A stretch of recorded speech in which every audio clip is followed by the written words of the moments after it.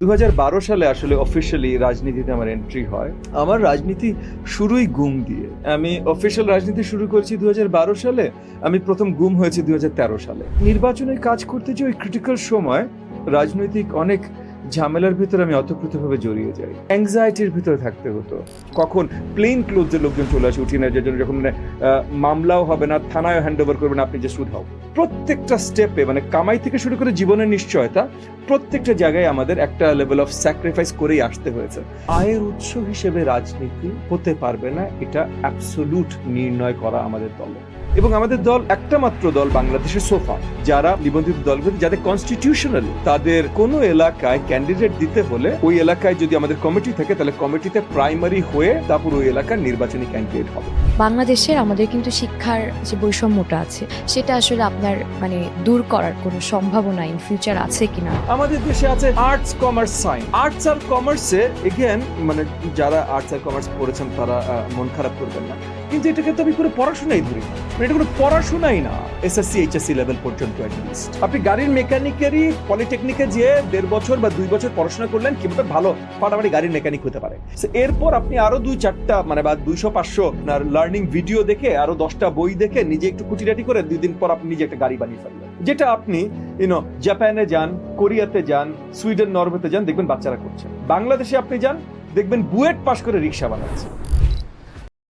আসসালামু আলাইকুম। শুরু করছি জিপিআর টক্সের আজকের বিশেষ আয়োজন। আমি ফয়সাল মাহমুদ সজীব। আমাদের আজকের বিষয় রাজনীতিতে একজন শিক্ষকের পথচলা। আসসালামু আলাইকুম, আমি আয়েশা তাবাসসুম। আজকে আমাদের অতিথি হিসেবে এমন একজন আছেন যিনি রাজপথ থেকে শুরু করে ক্লাসরুম থেকে শুরু করে গবেষণা এবং বাংলাদেশের জবাবদিহিতামূলক যে গণতন্ত্র সেখানেও তার ভূমিকা রয়েছে, জনাব ববি হাজ্জাজ। এবং আজকে আমরা ওনার সাথে কথা বলবো আগামী সম্ভাবনাময়ী বাংলাদেশের নানান বিষয়ে। আজকে আপনাকে ধন্যবাদ জানাচ্ছি আমাদের সাথে জয়েন করার জন্য। জি, আপনাদেরকে অসংখ্য ধন্যবাদ আমাকে দাওয়াত জানাবার জন্য, এবং জিপিআর টক্সকে অসংখ্য ধন্যবাদ।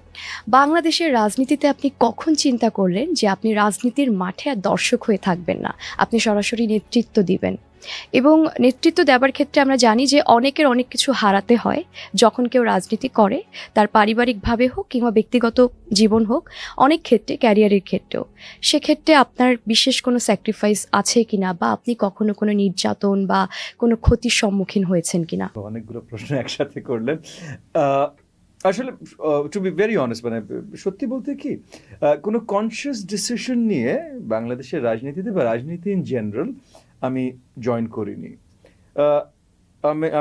আমার রাজনীতির বয়স 14-15 বছর হয়ে গেল, এবং আমার বয়স যেহেতু এখন অলমোস্ট 52 ছুঁই, সো আপনি বুঝতেই পারছেন যে গতানুগতিক যারা ছাত্র রাজনীতি বা এরকম জায়গা থেকে আসি, এরকম কোনো জায়গা থেকে আমি আসিনি। সো 2012 সালে আসলে অফিসিয়ালি রাজনীতিতে আমার এন্ট্রি হয়, এবং এন্ট্রি হয় অলমোস্ট অরাজনৈতিক ক্যাপাসিটিতে। একটা বড় দল ছিল, সেই বড় দল একটা নির্বাচনের জন্য প্রিপেয়ার করছে, এবং নির্বাচনে তারা তাদের স্ট্র্যাটেজিক কাজগুলো কিভাবে সাজাতে পারে সেটার জন্য আমাকে দাওয়াত জানায়। এই দাওয়াত নিয়ে তাদেরকে সহযোগিতা করতে করতে আপনাদের আমি অফকোর্স মনে থাকবে 2013-14 কত ক্রিটিক্যাল সময় ছিল বাংলাদেশের রাজনীতির জন্য।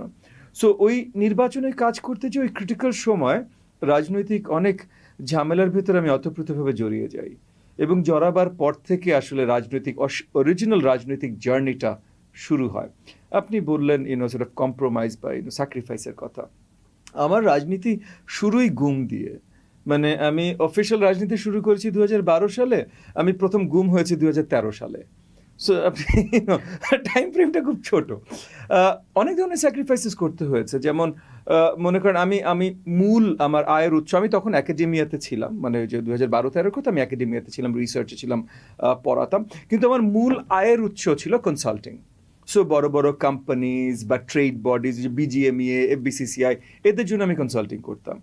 তো যেই মুহূর্তে আমি সরকার বিরোধী চলে গেলাম, সবাই আমার থেকে মুখ ফিরিয়ে নিল, ইভেন কি বিশ্ববিদ্যালয় আমার থেকে মুখ ফিরিয়ে নিল। আমি যে বিশ্ববিদ্যালয়ে এখনো পড়াই, তারা আমাকে বললো যে ভাই কি দরকার, একটু ব্রেক নেন না, কিছুদিন না পড়ালে কি হয়। তারা আমাকে চাকরিচ্যুত করেনি, কিন্তু বেতনচ্যুত করে দিয়েছে, আপনার আসতে হবে না। অনেক বড় বড় কনসাল্টিং প্রজেক্টে কাজ করছে, আমি সোল কনসালটেন্ট ছিলাম। সেখান থেকে রাতারাতি আমাকে খোদাফেজ করে দেওয়া হলো, না ভাই আপনার দরকার নেই। এবং তারা সুন্দরভাবে ভালোভাবে আদর যত্ন সাথেই বলেছে, ভাই আপনি বুঝেন তো ভাই আমরা কি করব। আপনি গেছেন সরকারের বিরুদ্ধে, আমাদের তো ব্যবসা চালাতে হবে, এটা সেটা চালাতে হবে। সো অলমোস্ট ওভারনাইট মানে আমি খুব ভালো ইনকামের থেকে ওভারনাইট আমি কি বলবো মানে পেনিলেস, মানে সেভিংস আছে কিন্তু কামাই নাই, এই জায়গায় চলে গেছে। এখানে পারিবারিকভাবে সেট অফ আরো প্রসিদ্ধ বলেন বা যেটাই বলেন একটা অবস্থান ছিল, সেভিংস অনেক ছিল বলে বেঁচে গেছি। বাট এরকম জায়গায় বেশিরভাগ মানুষই হয়তো মানে যারা মধ্যবিত্ত পরিবার থেকে আসে বা যারা স্ট্রাগলিং পরিবার থেকে আসে তারা এটা করতে পারতো না। সো প্রথম তো স্যাক্রিফাইস আছে কামাই, তারপর স্যাক্রিফাইস আছে সারাক্ষণ কিন্তু মানে স্পেশালি আজকে যে বদলে গেছে তা না, এটা নিয়ে আলাদা হয়তো অন্য আপনাদের অন্য কোনো আলোচনা থাকলে তখন বলবো। বাট ওই স্বৈরাচারের আমলে সারাক্ষণই আমাদের একটা অ্যাংজাইটির ভিতরে থাকতে হতো। কখন আপনার ওই কিছু বাহিনী বা কিছু সংস্থার অফিস থেকে ফোন আসে, কখন সর্ট অফ গাড়ি চলে আসে উঠিয়ে নিয়ে যাওয়ার জন্য, কখন প্লেন ক্লোজের লোকজন চলে আসে উঠিয়ে নিয়ে যাওয়ার জন্য, যখন মানে মামলাও হবে না, থানায় হ্যান্ড ওভার করবেন, আপনি যে শুধু হোক কেন আমি যেটা বললাম আমার শুরুই হয়েছিল ঘুম থেকে। সো এবং পরিবারের অনেক স্যাক্রিফাইস প্রয়োজন হয়, পরিবারের সকলের ভিতরে একটা মেন্টাল প্রিপারেশন থাকতে হয় যে ভাই আচ্ছা মানে আমাদের একে দিয়েছি আমরা রাজনীতিতে বা যেতে দিয়েছি, এখন কবে ফিরে পাবো বা আদৌ কি ফিরে পাবো কিনা, সুস্থভাবে কখনো পাবো কিনা, এগুলোর কোনো গ্যারান্টি নেই। সো আপনি যদি স্যাক্রিফাইস বলেন তাহলে ওইভাবে যদি চিন্তা করেন যে মানে অ্যাকচুয়ালি কী কী প্রত্যেকটা স্টেপে মানে কামাই থেকে শুরু করে জীবনের নিশ্চয়তা প্রত্যেকটা জায়গায় আমাদের একটা লেভেল অফ স্যাক্রিফাইস করেই আসতে হয়েছে। যে কামাই নাই, ডান। জীবনের নিশ্চয়তা অ্যাবসোলুট নাই, ডান। এবং সবসময় একটা থিন লাইনের একটা রেজার শার্প লাইনের উপরে আমরা হাঁটছি, যে একটু মানে আমরা বিরোধিতা করছি সরকারের কিন্তু চেষ্টা করছি ওই রেজার শার্প লাইনের উপরে দাঁড়িয়ে থাকতে যেন আরেকটু বেশি যদি করে তাহলে উঠাও গুম।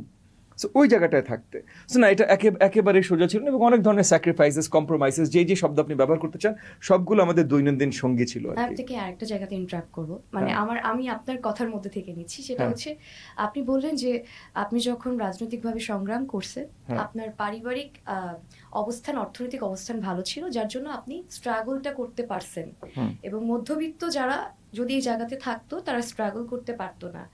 রাজনীতিতে আমরা দেখেছি যে আমরা সবসময় চাঁদাবাজ মুক্ত রাজনীতি বলতে চাই, বা যে ডোনেশন যেটা আমরা বলি বা অর্থের যে ব্যাপারটা বলি, আমরাই যখন দেখি যে কোনো তরুণ প্রজন্ম যারা রাজনীতিতে অর্থবিত্তর জন্য বলছে বা অনুরোধ করছে, আমরা সেটা পছন্দ করছি না। কিন্তু আপনার কথা থেকে যেটা আমরা বুঝলাম যে মধ্যবিত্তের জন্য রাজনীতি করা খুবই কঠিন।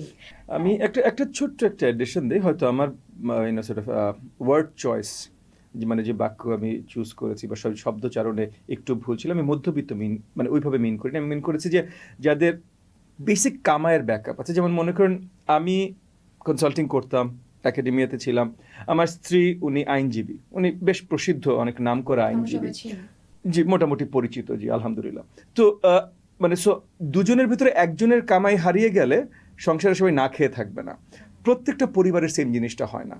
সো আমি এটা বলিনি কিন্তু এক মুহূর্তের জন্য আমি এটা মিন করতে চাইনি যে আমি উচ্চবিত্ত অন্য কেউ মধ্যবিত্ত, আমি জাস্ট বলছি মধ্যবিত্ত সকল পরিবারের মাল্টিপল আর্নিং মেম্বার্স থাকে না। সেটা আপনাদেরকে একটা সো ওই জায়গাটাতে একটা দিয়েছে। আর আপনি যে আলোচনাটা আনছিলেন যে তরুণরা চাওয়া বা ডোনেশন, দেখেন রাজনীতি ডোনেশনের মাধ্যমেই হবার কথা, কিন্তু সেই ডোনেশনটা আপনি খুশি হয়ে দিতে হবে স্বচ্ছ থাকতে হবে এবং স্বচ্ছতা থাকতে হবে। কিন্তু আপনি যদি এটাকে আমাদের অশুদ্ধ ভাষায় আমরা বলি ঠ্যাক দিয়ে নেয়া আর কি, হ্যাঁ, আপনি যদি কাউকে ঠ্যাক দিয়ে এই ডোনেশনটা নেন তাহলে এটা আসলে ডোনেশন না। কিন্তু মধ্যবিত্তের জন্য রাজনীতি কি আমাদের বাংলাদেশের জন্য সহজ? মানে মধ্যবিত্ত শব্দটা আমি আবারও ক্ষমা চেয়ে নিচ্ছি এই শব্দটা ব্যবহারের জন্য, বাট আমি যেটা আপনাকে বলছি যে রাজনীতি কারোর জন্য রাজনীতি সহজ না। বিকজ যদি আপনি মনে করেন কামাই বঞ্চিত হয়ে আপনি না খেয়ে থাকছেন, জীবনের নিশ্চয়তা ছাড়া বা আপনার শারীরিক সুস্থতার নিশ্চয়তা ছাড়া কোনো একটা কাজের ভিতরে ঢোকা, এটা কারোর জন্য সহজ হতে পারে না। আমরাও চাই যে তরুণরা রাজনীতিতে আসুক, কিন্তু তরুণরা যখন ফুল টাইম রাজনীতি করে, দেখেন রাজনীতি কিন্তু একটা ফুল টাইম প্রফেশন, মানে তার কিন্তু কোনো বাধা ধরার সময় নাই যে আপনি সকাল 5টা থেকে 8টা পর্যন্ত রাজনীতি করবেন, দেন ঘরে ফিরবেন। তো ওরা যখন আপনাকে ফুল টাইম রাজনীতি করছে, ও আসলে করবে কি? মানে ও অন্য কোনো পেশায় যাবে কিভাবে? ও তো যেতে চাকরি করে কিন্তু রাজনীতি করতে পারবে না। তো আপনারা সেই জায়গাটা তরুণদের জন্য তৈরি করবেন কিনা, মানে আপনাদের দলের মধ্য থেকে? না, একেবারেই না। প্রথমত ধারণাটাই ভুল, রাজনীতি কোনো প্রফেশন না। ফার্স্ট অ্যান্ড ফরমোস্ট প্রফেশন হলো যেটার সাথে একটা আয়ের উৎস কানেক্টেড, আপনার পরিবার চলবে, সংসার চলবে, এটাকে আমরা প্রফেশন বলি। রাজনীতি প্রফেশন, রাজনীতিকে ইংরেজিতে আমরা বলি কলিং। কলিং, মানে এটা আপনি আসলে সমাজকে দেবার জন্য করছেন, আপনার আশেপাশে যারা আছেন দুনিয়াকে জাতিকে দেবার জন্য করছেন। এটা কোনো প্রফেশন এবং এটা ফুল টাইম হইতে পারে না ভাই। আপনি বুঝতে পারছেন? যেমন মনে করেন আপনার বাড়িতে আপনার ভাই আছে বা আপনার সন্তান আছে বা আপনার বাবা মা আছে, তাদের জন্য আপনি সেবা করবেন, এটার কি কোনো টাইমিং আছে? না। কিন্তু এটাকে এবার ফুল টাইম সারাদিন বসে বাপের পায়েই টিপতে থাকবেন? না ভাই, চাকরিতে যাবেন, সব কিছু করবেন, কিন্তু বাবার শরীর খারাপ হলে তখন ছুটি নিয়ে দরকার হলে বাবাকে হাসপাতালে নিয়ে যাবেন। রাজনীতি এইটা, ওইটা বাবার সেবা, রাজনীতি বৃহত্তর সমাজের সেবা। সো বৃহত্তর সমাজের সেবার জন্য ফুল টাইম লাগে না ভাই। আপনি যদি একটু ঠিকভাবে করেন, ফুল টাইম কারা করে জানেন? যাদের চাওয়াটা ভিন্ন ধরনের, যাদের চাওয়াটা আসলে শুধু সমাজকে সেবা দেয়া না, যাদের চাওয়াটা এখান থেকে কিছু বের করা। কারণ সমাজকে সেবা দিতে হলে সারাদিন আপনার মিছিল করার দরকার নাই, কিন্তু 10টা ব্যবসা থেকে চান্দা তুলতে হইলে আপনার সারাদিন মিছিল করতে হবে। আপনি পয়েন্টটা বুঝতে পারছেন? হ্যাঁ, স্পেশাল কিছু সময় আসবে, আন্দোলনের সময়, যেমন এই যে গত বছর জুলাইয়ে যেটা হয়েছে গণ অভ্যুত্থান, একটা আন্দোলনের মাধ্যমে তো গণ অভ্যুত্থান তৈরি হয়েছে, তখন সবাই নেমেছে, তখন অনেকেই ফুল টাইম দিয়েছে, দেশ থেমে গেছে। এটা কি সবার, এই যে তখন যারা এই আন্দোলনটা বাস্তবায়ন করেছে তারা তারপর তাদের রিক্সা নিয়ে রিক্সা চালাইতে, ভ্যান নিয়ে ভ্যান চালাইতে, বা স্কুল কলেজে পড়াশোনা করতে ফেরত চলে গেছে না? চলে গেছে তো। আমি জানি আপনি তো তাদের মধ্যে, মানে জুলাই যোদ্ধাদের ভেতরে একদম সামনে সারিতে ছিলেন আপনি, স্পেশালি নারীদের ভেতরে। হ্যাঁ, আপনি ছিলেন তো। আপনি বা আপনার যারা ক্লাসমেটস বা ফ্রেন্ডস যারা ছিল তারা ফেরত চলে গেছে না? আচ্ছা, আর যারা ফেরত যায়নি, আপনার কি একটা ধারণা নেই কি কারণে তারা ফেরত যায়নি? কারণ আমি আপনাকে একটা কথা বলি, শিক্ষক হিসেবেই বলছি এবং মনে কষ্ট নিয়ে বলছি, যে আমি যতগুলো ছাত্রছাত্রীদের দেখেছি, শিক্ষার্থীদের দেখেছি যে ক্লাসরুমে আর ফেরত যায়নি, চলে গেছে এই সর্ট অফ সরকারি ক্ষমতার অংশীদার হতে, তারা সবাই, তাদের সবার গ্রেডস একদম নিম্নর দিকে ছিল। তাদের সেটটাই ছিল যে তারা পাশ করে যেই চাকরি নিতে পারবে তার থেকে এখন যদি দলাদলি করে ওই যে 2টা মিছিল বেশি করে সরকারের সাথে কোনো একটা নেগোশিয়েট করে একটা শক্তিশালী পজিশন নিতে পারে, তাহলে তার সারা জীবনের ইনকাম, ওই যে প্রফেশন আপনি বললেন, এই প্রফেশন সেট হয়ে যাবে। এইটা আসলে দুঃখজনক। রাজনীতি তার সেবা, এবং এগেন এটা দিতে হলে, এটা দিতে পারতে হলে, যে আপনি আপনার বাপের সেবা করবেন না, হাসপাতালে নিয়ে গেলে হাসপাতাল বিল দিতে হবে না, কামাই লাগবে না আপনার, সেম সেবা রাজনীতি ভাই। তাহলে আপনার তখনও আপনার নিজের আয়ের উৎস, প্রফেশন, এটা লাগবে, এটা ছাড়া হবে না। আমরা আশা করি আপনার এই সুন্দর থট প্রসেস অন্যান্য দলগুলোতেও ছড়িয়ে যাক, কারণ সুন্দর করে বললেন। It's very appreciated. Thank you. আমরা জানি যে আপনি হচ্ছে একজন একাডেমিক, নর্থ সাউথ বিশ্ববিদ্যালয়ে আপনি এক যুগেরও বেশি সময়, 17 years, 17 বছর, 17 বছর হয়ে গেছে। আপনি শিক্ষকতা করছেন। জি রাজনীতিতে আসার আগেই মনে হয় আপনি একজন জি একাডেমিক জি ছিলেন। জি, অনেক আগে। হ্যাঁ, একাডেমিক, একজন প্রপার যে একাডেমিক, উনি যে স্ট্যান্ডার্ডগুলো ফলো করে, আপনি সেটা করছেন কিনা? এবং আরেকটা জিনিস, যে এখানে আসলে আপনার সবথেকে বড় চ্যালেঞ্জ কি মনে হয়, বা এটা যদি বলতেন। দেখেন, মানে এগেন একাডেমিয়া হলো আমার প্রফেশন, ওই যে যেটা বললাম আয়ের উৎস। বাট আবার এগেন আমার সৌভাগ্য বলবো, বা আমি বলবো সবাইকে, হয়তো সব তরুণদেরও আমি এটা সাজেস্ট করব, যে নিজের আয়ের উৎস এমন কিছুই বানাতে চেষ্টা করা উচিত যেখানে আপনার নিজের কোনো ইন্টারেস্ট আছে। সো আপনার অভিনয়ে অনেক ইন্টারেস্ট, তাহলে চেষ্টা করেন অভিনয়তেই আপনার আয়ের উৎসটা করতে। আপনার গানে অনেক ইন্টারেস্ট, তাহলে চেষ্টা করেন, সবসময় এটা বাস্তবায়ন হবে তা না, বাট চেষ্টা করেন শুরুতে অ্যাটলিস্ট যে ওই গানেই আপনার আয়ের উৎসটা যেন থাকে। তো একইভাবে আসলে জ্ঞান চর্চা, এটা সবসময় আমার প্রাইমারি ইন্টারেস্ট ছিল। সো খুব আর্লি ইয়ার্সেই মোটামুটি নির্ধারিত হয়ে গেছিল যে আমি একাডেমিয়াতে যাব, বিকজ মানে আমার এই জিনিসটাই পছন্দ ভাই। কখন আপনার ইন্টারেস্টটা গ্রো করছে? মানে একদম ছোটবেলা, না শিক্ষক হবার জন্য না, শিক্ষক হওয়ার কোনো বড় ইন্টারেস্ট আমার ছিল না, বাট একাডেমিয়ার ইন্টারেস্ট আমার ছিল। যেমন মনে করেন আমি যখন 80-র দশকে, আমি যখন লাইক 8-10 বছর বয়স, তখন থেকে এখন তো ঢাকা শহর অনেক বড় হয়েছে, অনেক বইয়ের দোকান টোকান আছে। 80-র দশকে আসলে নিউ মার্কেট, আপনার নিউ মার্কেট চেনেন? জি, হ্যাঁ, নিউ মার্কেটই মোটামুটি মার্কেট ছিল, যেখানে বইয়ের দোকান সব ছিল, বিউটি, জিনাত, এরকম বেশ কয়েকটা বইয়ের দোকান ছিল। তো ওই মানে মনে করেন ওই 83-84 সাল থেকে এই বইয়ের দোকানে যারা মালিক এবং যারা কর্মরত ছিলেন, তাদের সবার সাথে আমার খুব অতপ্রত মানে আত্মীয়তার পরিচয় ছিল আর কি, বুঝতে পারছেন? মানে আমি গেলে আমার জন্য আলাদা 10টা বই রেডি করা থাকতো। এই যে স্পেশালি যারা মালিক ছিলেন আমাকে খুব স্নেহ করতেন, কারণ প্রত্যেক মাসে প্রত্যেক সপ্তাহে পারলে আমাকে দেখতো এবং আমি তাদের সাথে আলোচনা করতাম। আপনার বইয়ের কালেকশন অনেক। হ্যাঁ, ওই তখন সময়? তখন অনেক ছিল, এখন তো আর এগুলা আমরা চিন্তা করি না, হয়তো 8-10 হাজার বই আছে হয়তো বাসায়, সেটা না। বাট আমি বলছি যে সো তখন থেকে, এবং তারা আলাদা করে যে হ্যাঁ ববি তোমার কিন্তু এইটা ইন্টারেস্ট না, এই যে গত মাসে এই 3টা বই এসছে, এই 3টা তুমি নিয়ে যাও বাসায়, মানে আমি দেখতাম না, তারা সাজেস্ট, তারাও সাজেস্টও করতো, কিন্তু মানে তারা ব্যবসা হিসেবে সাজেস্ট করতো না। হ্যাঁ, তারা দেখতো যে একটা বাচ্চা ছেলে, ইন্টারেস্টটা গ্রো করছে। হ্যাঁ মানে বই পড়তে 84 মানে ভালোবাসে। আমি লাইক 10 ইয়ার্স ওল্ড, 85-86 আমি 12-13 বছর বয়স, না ওরকম সময়। তো ওরকম সময় থেকে তাদের সাথে ওই রকম পরিচয়, বহু বছর হয়েছে এই দোকানগুলোতে যাওয়া হয় না, বাট তখন আমি এইগুলোই দোকান ছিল, এবং তারা বাইরে থেকে বইগুলো নিয়ে আসতো, তো পড়তাম। সো সেই তখন থেকেই কিন্তু মানে আমি আপনাকে গ্যারান্টি করতে পারি বাই 86-87 বা 87-88 মানে 87-88, আমি তখন কত 88 মানে 14-15 বছর বয়স। ওই সময় বুক বিউটি, জিনাত বুক সাপ্লাই, আরো 3-4টা আরো দোকান ছিল এই শাড়ি দিয়ে। গেটের ওখানে একটা বুক ফর্মও আছে। না এগুলো অনেক পরে, পরে। এগুলো বহুত কাল পরে, যে বুক পয়েন্টগুলো এখন নেই আবার, বাট মাঝখানে কিছুদিনের জন্য এগুলো ছিল, এবং ওগুলো বড় লোকদের দোকান। বাট আপনার এই যে নিউ মার্কেটের দোকানগুলো আমি 80 দশকে বলছি, বাই 87-88 মানে মোটামুটি তাদের দোকান ছিল হলো আমার পার্সোনাল লাইব্রেরি। মানে তাদের দোকানে যদি একটা কপি থাকতো, তাহলে ওখানে হাফ পড়েছি, তারপর বাসায় নিয়ে যায় কিনে এনে যে হাফ পড়েছি। সো এগেন মানে আমার আমার আমার বিশাল সৌভাগ্য, আমার বাবা খুবই খ্যাতিমান ব্যবসায়ী ছিলেন। সো মানে আমি বেড়ে ওঠার সময়, আমি বিশ্ববিদ্যালয়ে যাওয়ার পর থেকে কখনো আর অন্য কারো কাছ থেকে অর্থনৈতিক সহযোগিতা নেইনি, কিন্তু আমি বেড়ে ওঠার সময় আমার কোনো যদি চাওয়া থাকতো সেটা পূরণ হতো, কিন্তু আমার চাওয়া থাকতোই আসলে বই। সো অন্যরা, আমি বইয়ের বাদে আমি হয়তো এক্সপেন্সিভ 2-1টা জিনিস বাবার কাছ থেকে নিয়েছি, কম্পিউটার। আপনার মানে হচ্ছে 86 সালে, আমি ভুলে গেছি এটা 286 না 486 কম্পিউটার, আই থিঙ্ক 86-এ, 86 সালে, তখন like again 12 years old, but তখন লাইক কম্পিউটার বাংলাদেশে আসা শুরু হয়েছে। সো এর আগে তো শুধু গেম খেলতাম, আটারি 80-81 সালে আটারি, তারপর কমোডোর, এগুলো নিয়েছিলাম। বাট 86 সালে আমার মনে হচ্ছে প্রথম কম্পিউটার, মানে ফুল ডেস্কটপ কম্পিউটার, 286 বা 486 ভুলে গেছি মেশিনটা কি ছিল। এএমডি প্রসেসর তখন, এপসন কম্পিউটার ছিল। প্রসেসর যে একটা জিনিস থাকে, এই বুদ্ধি একদম আমার তো তখন ছিল না। Obviously again I was 12 year old, এই এমন একটা সময় যখন ইন্টারনেট নাই। বাট মানে আমার উপরে আমার বাবা মার খরচ, স্কুল ফিস, খাওয়া দাওয়া আর বেসিক কাপড় চোপড় ছাড়া এগুলোই ছিল, অন্য কিছু ছিল না। মানে অন্য কোনো কিছু আমার পছন্দই ছিল, আমি সারাদিন বই নিয়েই থাকতাম। হ্যাঁ, এবং একটু একটু একটু আনসোশ্যাল ছিলাম, মানে মানুষের সাথে কথাবার্তা কম বলতাম, পড়তাম বেশি। বাট তখন থেকে আমার ইন্টারেস্টই ছিল আসলে সব কিছু জানা, মানে কোনো কিছু জানার থেকে বেশি মজা আমি অন্য কিছুতে কখনো পেতাম না।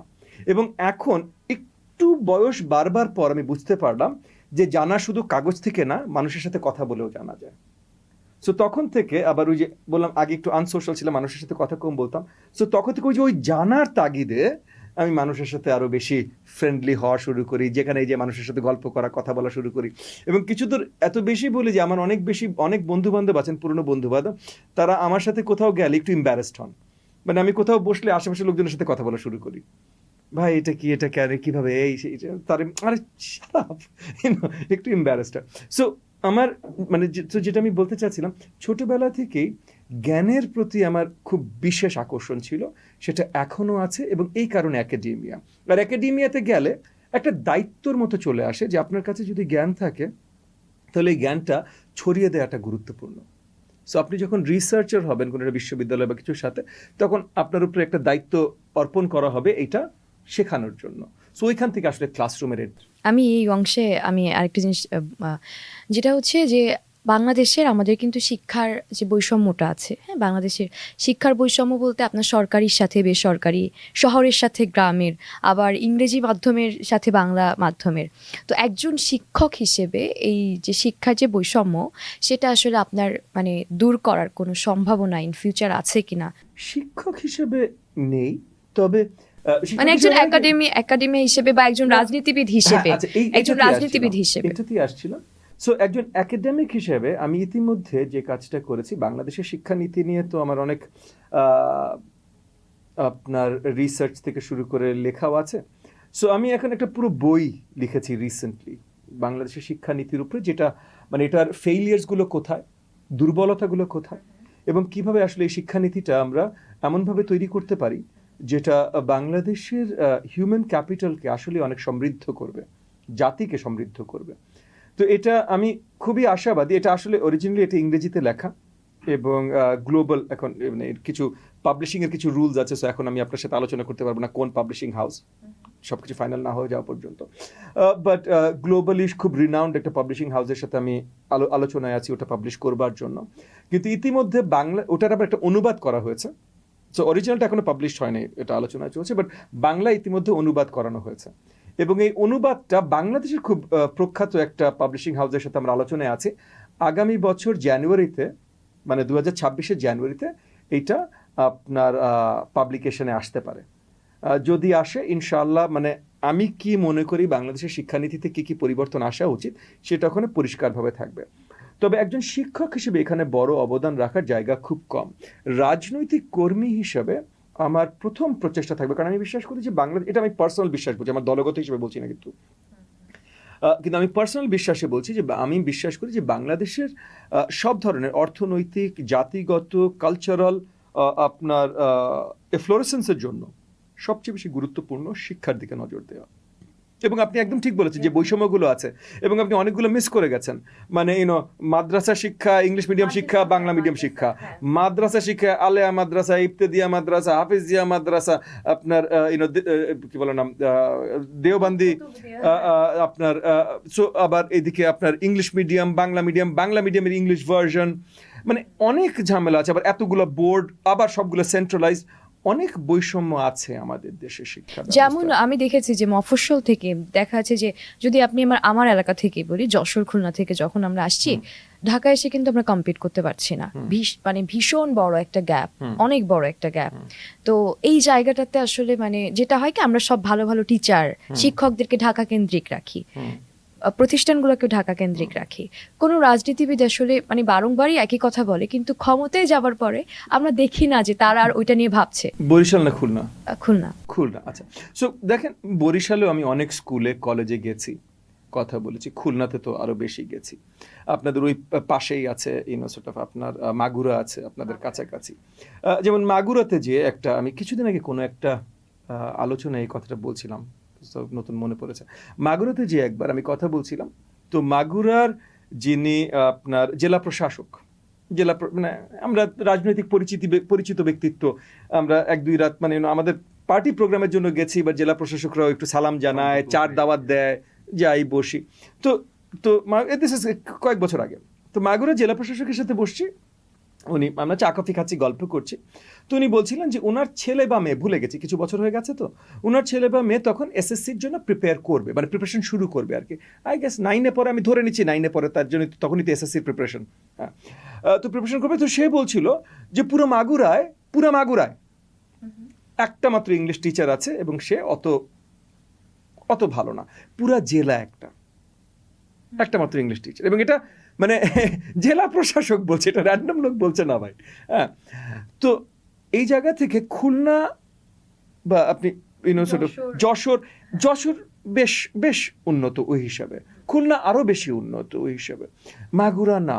সো আপনি তো একটা উন্নত জায়গার কথা বললেন। হ্যাঁ, তবে ঢাকার কম্প্যারিজনে যশোরও অনেক পিছিয়ে আছে।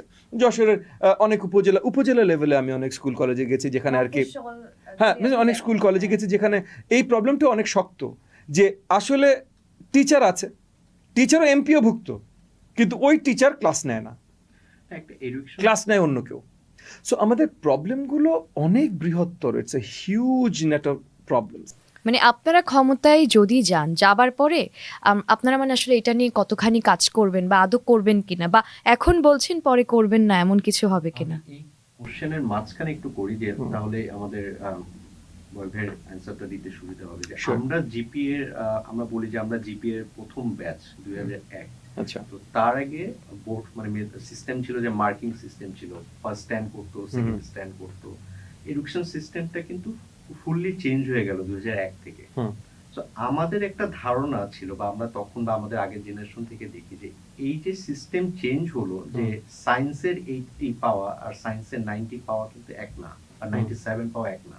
তো এখনকার স্টুডেন্টরা কিন্তু সবাই 80 পাওয়ার জন্য পড়ে, 97 পাওয়ার জন্য কিন্তু কেউ পড়ে না।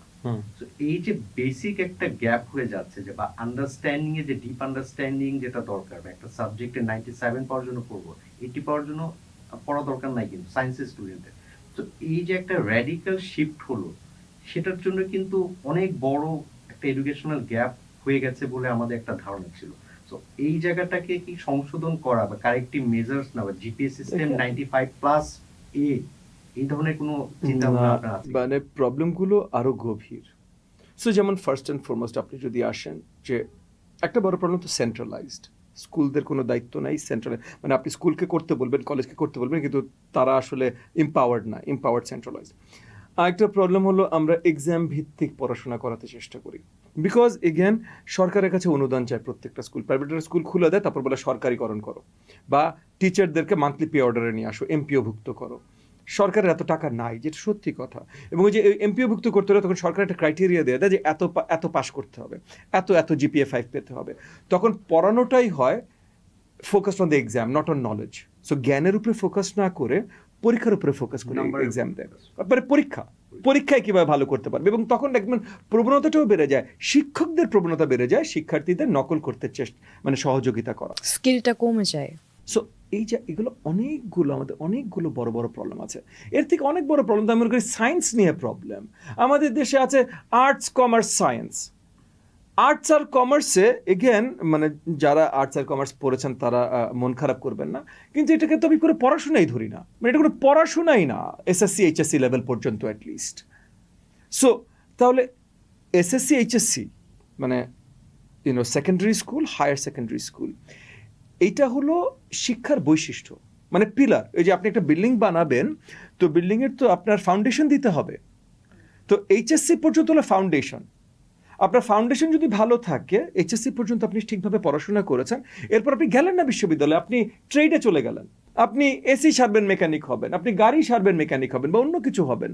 সবাই পিএইচডি হবে না ভাই, সবাই নিউরোসার্জন হবে না, সবাই অ্যাস্ট্রোফিজিসিস্ট হবে না সবাই।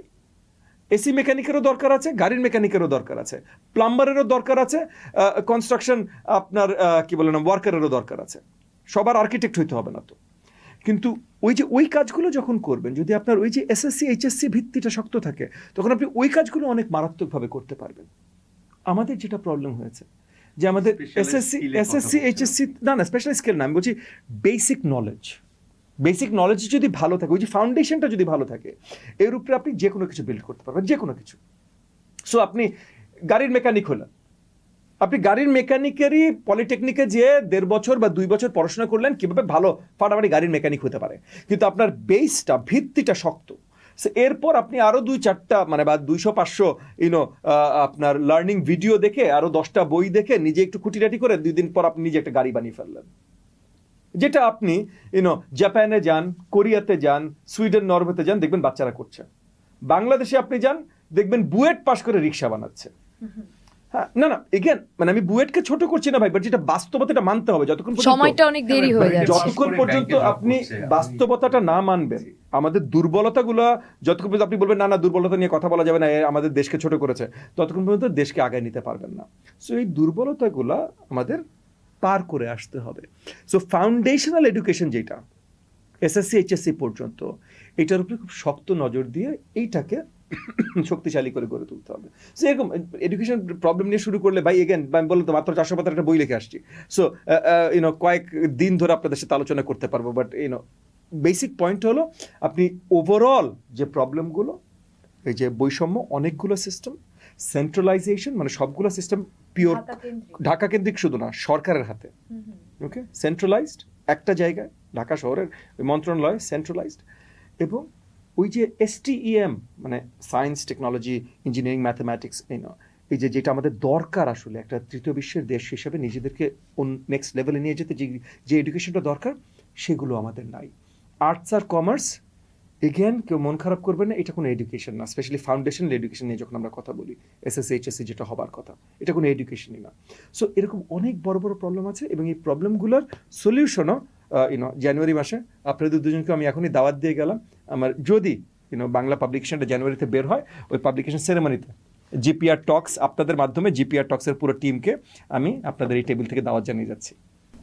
আচ্ছা, আমরা একটা খুব ইন্টারেস্টিং আপনার একটা বই সম্পর্কে আমরা শুনেছি যে আপনার একটা উপন্যাসের নাম প্রেসিডেন্টের লুঙ্গি নেই। নাই, লুঙ্গি নাই, নেই না, কিন্তু নাই, প্রেসিডেন্টের লুঙ্গি নাই। যে বইটা কিন্তু পরবর্তীতে নিষিদ্ধ হয়েছিল। জি। সো আপনি কি এই নিষিদ্ধ যে হবে সেই পটভূমিটা জানতেন, বা এটার পেছনের গল্পটা যদি আমাদেরকে বলতেন? আচ্ছা, নামটা অনেক ইন্টারেস্টিং। হ্যাঁ, আসলে কিছু জিনিস, বইটা এটা অবভিয়াসলি এটা উপন্যাস মানে সাহিত্য, তবে এটা আর কি হিস্টোরিক্যাল ফিকশন। হিস্টোরিক্যাল ফিকশন মানে ইন দ্য সেন্স যে মানে ইতিহাসের উপরে ভিত্তি করে, মানে আমাদের বাংলাদেশের রাজনৈতিক ইতিহাসের উপর ভিত্তি করে বইটা লেখা। সো আপনি যদি ভালো করে বইটা পড়েন, দেখবেন আপনি অনেককেই হয়তো চিনতে পাচ্ছেন যে Relate করা যাবে। হ্যাঁ হ্যাঁ, অনেক ক্যারেক্টারকে হয়তো আপনি চিনতে পারবেন, রিলেট করতে পারবেন। তবে এই বইটা যখন লেখা হয়েছিল, এগেন মেটাফিকশন, সো বইটা যখন লেখা হয়েছিল যে ক্যারেক্টারের যে বৈশিষ্ট্যর উপরে ভিত্তি করে লেখা হয়েছিল, এবং এটা একটা মেটাফর, লুঙ্গি রিয়েলও আবার মেটাফরও। সো এই মেটাফরটার যে ভিত্তি করে লেখা হয়েছিল, তারপর যখন ছাপা হলো, ওই সময়টাতেই বাংলাদেশে আমরা নতুন একটা প্রেসিডেন্ট পেলাম, চুপ্পু সাহেব। তো চুপ্পু সাহেবকে চিন্তা করে লেখা হয় নাই, শুধু চিন্তা করে লেখা হয়নি না, বইটা একটু 2 পাতা পড়লেই বুঝবেন কাকে চিন্তা করে কি লেখা হয়েছে। হ্যাঁ, যে যার সাথে চুপ্পু সাহেবের কোনো মানে নামগন্ধই নাই, কিন্তু চুপ্পু সাহেব তখন মাত্র মানে বইটাও বেরিয়েছে, চুপ্পু সাহেব প্রেসিডেন্ট হয়েছে কাকতালীয় হয়ে গেছে। কাকতালীয় ভাবে। আপনি কি কোনো প্রেসিডেন্টকে মিন করে লিখেছিলেন নাকি অন্য কাউকে? এটা আপনাদের পড়তে হবে বোঝার জন্য। আচ্ছা আচ্ছা। এটা আপনাদের পড়তে হবে বোঝার জন্য। বাট এনিওয়ে, সো যেটা হয় যে সরকার তখন, আর যেহেতু আমি একজন রাজনৈতিক কর্মী এবং আওয়ামী লীগ সরকারের একজন পরিচিত বিরোধী রাজনৈতিক কর্মী, সো তারা হয়তো ধরেই নিয়েছিলেন যে তারা যে প্রেসিডেন্ট বসিয়েছে সেই প্রেসিডেন্টের বিরুদ্ধে আমি কিছু একটা লিখেছি।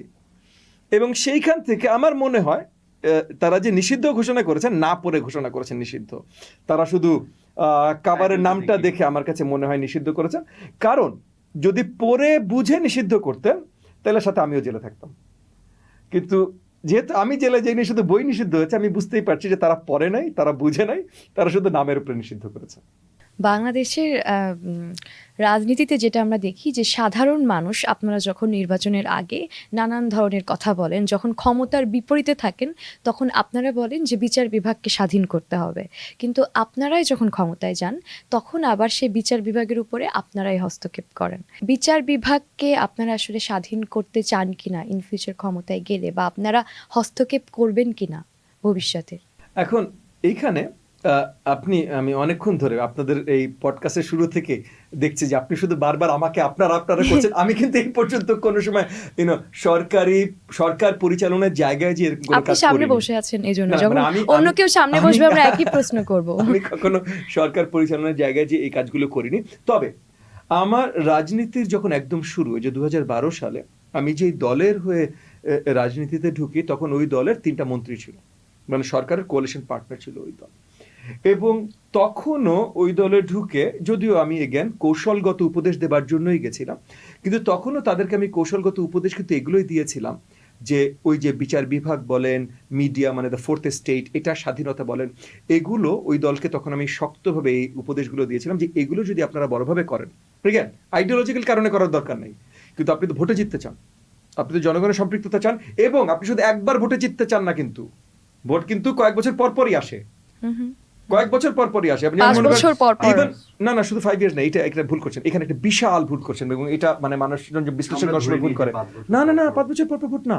সো মনে করেন এই যে যেমন মনে করেন ফেব্রুয়ারি 12 তারিখে জাতীয় নির্বাচন আছে, রাইট, পার্লামেন্টারি নির্বাচনে আমিও আছি, ঢাকা 13 আসনে আমি দাঁড়াচ্ছি, কিন্তু ওইটার পরপরই, ওটার থেকে 3 মাসের ভেতরে লোকাল নির্বাচন শুরু হবে।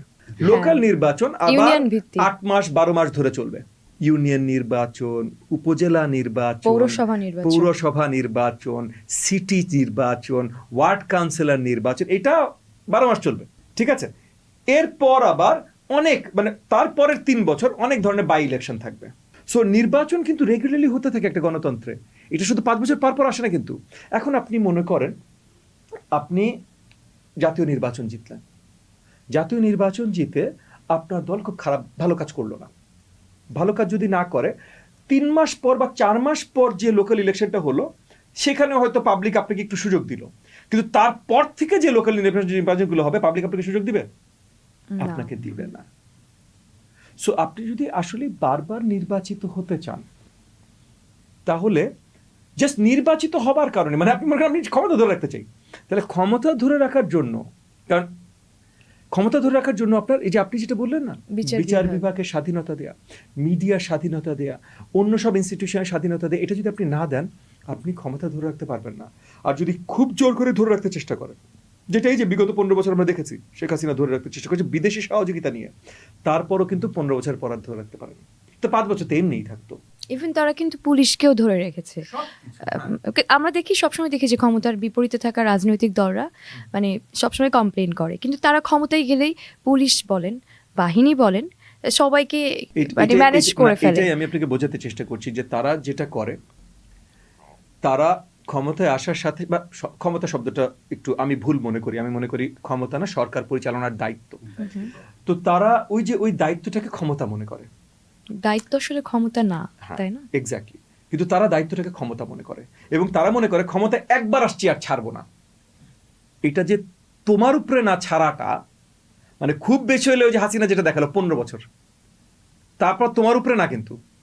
সো তাহলে যদি তুমি এটাই করো তাহলে তুমি ধরে রাখতে পারবে না। কিন্তু তুমি যদি সঠিকভাবে কাজটা করো তাহলে 5 বছর পরও তুমি আসতে পারো, বা 5 বছর পর না আসলে তারপর বাই ইলেকশনে মানে লোকাল ইলেকশনে তুমি আসতে পারো। তুমি কখনোই সরকার পরিচালনা থেকে খুব বেশি দূরে যাবে না। সো আপনি 300 পার্লামেন্ট সিটের মধ্যে মাত্র 50টা জিতলেন, যান, মানে আমি বড় দল হিসেবে বলছি 50টা, বড় দলের জন্য 50টা আসলে খুব ছোট, কারণ বড় দল মিনিমাম 151টার জন্য ফাইট করে, ঠিক না? সো বড় দল আপনি 50টা জিতলেন, কিন্তু তারপর এই যে 5000 ইউনিয়ন, এই 5000 ইউনিয়নে 4500 আপনি জিতলেন। ক্ষমতা কার বেশি? ক্ষমতা আপনার বেশি। এমপি কি করবে? প্রত্যেকটা ইউনিয়ন চেয়ারম্যান, প্রত্যেকটা ইউনিয়ন কাউন্সিল আপনার কি করবে এমপি? সো এই জিনিসটা রাজনৈতিক দলগুলো বারবার ভুলে যায়। আমার পয়েন্টটা বুঝতে পেরেছে? মানে শুধু আমার দল না, আমার দল তো ভাই আমি বিশ্বাস করি আমার দলের যারা নেতৃত্বে আছেন, আমি ইনক্লুডেড, আমাদের এতটুকু জ্ঞান বুদ্ধি আছে যে নিজের ভালোটা বুঝি। আর নিজের ভালো বুঝতে হলে আসলে ওই যে বিচার বিভাগের স্বাধীনতা, ইনস্টিটিউশনাল স্বাধীনতা, এগুলো দিতে হবে যেন আমি কখনো সরকার পরিচালনার বাইরে না থাকি। ভোটাররা যেন অ্যাকচুয়ালি আমাকে ভোটটা দেয়, ভোটার যেন আমার থাকে। তো আমি বিশ্বাস করি যে রাজনৈতিক এই যে নির্বাচনী সাইকেলগুলো আবার যদি আমরা সঠিকভাবে নিয়ে আসতে পারি, যেটা হাইজ্যাক করে নিয়ে গেছিল বিদেশি শক্তির সহযোগিতায়, হাসিনা হাইজ্যাক করে নিয়ে গেছিল, এই সাইকেলে যদি আবার আমরা ফেরত আসতে পারি, খুব তাড়াতাড়ি প্রত্যেকটা রাজনৈতিক দলের এই শিক্ষা হয়ে যাবে। এটা আমি মনে করি, কারণ আজকের দুনিয়াটা অনেক ফাস্ট পেস, তো মানে তরুণরাও তাড়াতাড়ি ইন্টারনেটে এসে পেয়ে যাচ্ছে, ইনফরমেশন পেয়ে যাচ্ছে। আপনাকে ভোট দিয়েছে, ইউনিয়ন পর্যায়ে আর দিবে না, উপজেলা পর্যায়ে আর দিবে না, ওয়ার্ড পর্যায়ে আর দিবে না। আপনি চিন্তা করেন একটা এমপি, যেমন মনে করেন আমি ঢাকা 13 আসনে নির্বাচনে দাঁড়াচ্ছি, জাতীয় নির্বাচনে দাঁড়াচ্ছি, এখানে 7টা ওয়ার্ড আছে। এই 7টা ওয়ার্ডের কিন্তু কিছুদিন পর নির্বাচন হবে, মানে কয়েক মাস পরই নির্বাচন হবে, ফেব্রুয়ারির কয়েক মাস পরে নির্বাচন হবে। ওই ওয়ার্ড কাউন্সিলররা যদি অন্য পার্টির হয়, আমি চাইলেও তো ওখানে কিছু করতে পারবো না, ইমপ্লিমেন্ট করা যায়, আমি কিচ্ছু করতে পারবো না, কারণ ওয়ার্ড কাউন্সিলরদের হাতে শক্তি, আমাকে থামাই দিবে। সো তাই এর জন্য আপনাকে বলছি যে মানে নির্বাচন রেগুলারলি হতে থাকে, এইটাই গণতন্ত্রের সৌন্দর্য। এবং এই নির্বাচনে যদি আপনি সখ্য থাকতে চান তাহলে ওই যে জিনিসগুলো আপনি বললেন না, ইনস্টিটিউশনাল স্বাধীনতা, এগুলো আপনি দিতে বাধ্য। কিন্তু আপনি যতক্ষণ পর্যন্ত কম বুঝেন ততক্ষণ আপনি লুকাতে চেষ্টা করবেন বা এটা চুরি করতে চেষ্টা করবেন, এবং তারপর হাসিনার মতো আপনার অবস্থা হবে। সো আমি আপনাকে জাস্ট আস্থা দিতে চেষ্টা করছি যে আমরা এত অজ্ঞ না, আমাদের আরেকটু বেটার নিজের ভালো বোঝার শক্তি আছে। সো আমরা নিজেদেরকে ওই জায়গায় নিয়ে যাব না যেখানে পুরো ইলেকশন সাইকেল থেকে জনগণ আমাকে বিতাড়িত করবে, আমার দলকে বিতাড়িত করবে। এই জায়গায় আমরা নিজেদেরকে নিয়ে যাব না। দেখেন, জাতীয় পর্যায়ে। আমাদের দলের পক্ষ থেকে সরকারের কাছে আমরা অনেক কিছু চেয়েছি, যেগুলো মানে চাওয়ার ভিত্তিটা হলো যে আমরা মনে করি ওগুলো হলে একটা স্বচ্ছ ফেয়ার নির্বাচন হতে পারে। দুঃখের সাথে বলবো যে এই সব কিছুর ইতিবাচক আপনার রেসপন্স আমরা সরকার পক্ষ থেকে পাইনি বা নির্বাচন কমিশন থেকেও পাইনি। সো তবে আমরা এখনও আশা করে যাচ্ছি, এখনও 1.5 মাসের ঊর্ধ্বে সময় আছে নির্বাচনে, এখনও ইতিবাচক অনেক কিছু হতে পারে, আবার নেতিবাচকও হতে পারে। যদি নেতিবাচক হয় তখন এটা আসলে জাতির জন্য খুবই দুর্ভাগ্যজনক হবে, কারণ নির্বাচনটা এখন আমাদের জন্য অত্যন্ত গুরুত্বপূর্ণ। মানে আমরা এমন একটা জায়গায় এসে দাঁড়িয়েছি যে নির্বাচন না হলে আমাদের অর্থনৈতিক অবস্থা পুরো ধসে পড়ার একটা বড় সম্ভাবনা আছে। আর অর্থনৈতিক অবস্থা ধসে পড়া মানে কি, এটা বড় বিশ্লেষণের দরকার নেই, যে কোনো কেউ এই জিনিসটা বোঝে। সো ওই জায়গা থেকে বলবো যে নির্বাচনটা অত্যন্ত গুরুত্বপূর্ণ। সকল স্টেক হোল্ডারের, বিশেষ করে সরকারের বিচক্ষণতা দেখানো দরকার শক্তভাবে, যে নির্বাচনের দিকেই তারা ফোকাসড এবং নির্বাচনের যেন ভালো হয়। সো আইন শৃঙ্খলা বাহিনীকে সঠিক জায়গায় নিয়ে আসা, আপনার প্রত্যেকটা ইনস্টিটিউশনকে সঠিক জায়গায় নিয়ে আসতে চেষ্টা করা, রাজনৈতিক দলগুলোকে সহযোগিতা করা, এই যে যে অবকাঠামোমূলক যতগুলো কাজ আছে এগুলো যেন সঠিকভাবে তারা মনোযোগ দেয়, এটা আমি আশা করি। তো মানে ইলেকশনের আগে আমরা যেখানে ফেব্রুয়ারিতে এক্সপেক্ট করছি ইলেকশন হবে, তো সেখানে যেই ধরনের সহিংসতা আমরা লাস্ট 2 সপ্তাহ ধরে দেখছি, এটা হাদি সাহেবের অ্যাসাসিনেশন থেকে শুরু করে দীপু নামের একজন ওয়ার্কার সংখ্যা লঘু যেই ইনসিডেন্টটা হয়েছে, তো এই ধরনের ইস্যু যদি আসতে থাকে, এগুলো কিন্তু আমাদেরকে ভাবায় যে আসলে ইলেকশন নিশ্চয়ই। প্রসেসটা কি টাইমলি হবে কিনা। তো Agreed. এই ধরনের ক্ষেত্রে কি আমরা কি যারা বাহিনীতে আছেন বা যারা সিকিউরিটির দায়িত্বে আছেন ন্যাশনালি, তাদের কি আরো দায়িত্ব বা বেশি সজাগ থাকার ব্যাপার আছে কিনা, বা সেই ধরনের ডিরেকশন সরকার থেকে কি দেওয়া হচ্ছে না, যেখানে মিডিয়ার উপরেও কিন্তু অ্যাটাক হচ্ছে? না, আক্রমণ তো আমরা দেখছি, মানে আপনি কথাটা একদম ঠিক বলেছেন। এই জায়গা থেকে হয়তো আমি আপনার সাথে অনেক দূরই একমত পোষণ করব যে আশঙ্কার অনেক বড় জায়গা রয়ে গেছে।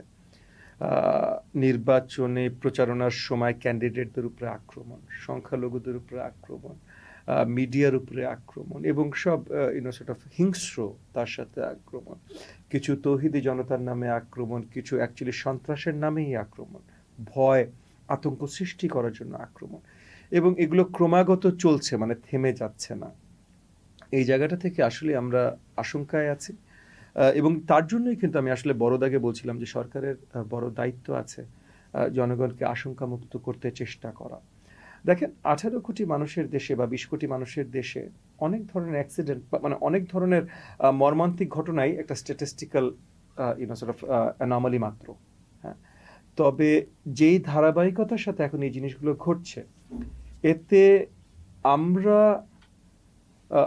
আশঙ্কা করি যে সরকারের ভেতর থেকেও হয়তো শক্তিশালী কিছু গ্রুপস এগুলোকে ক্ষমতায়ন করছে। কেন করছে? তারা নির্বাচন চায় না, না তারা কি চায়, এটা ঠিক পরিষ্কার আমরা বুঝতে পারছি না। তবে সরকারের ভিতর থেকে অনেকেই ইতিমধ্যে অনেকবার বিপ্লবী সরকার বা এই ধরনের জিনিসপত্র উচ্চারণ করেছে।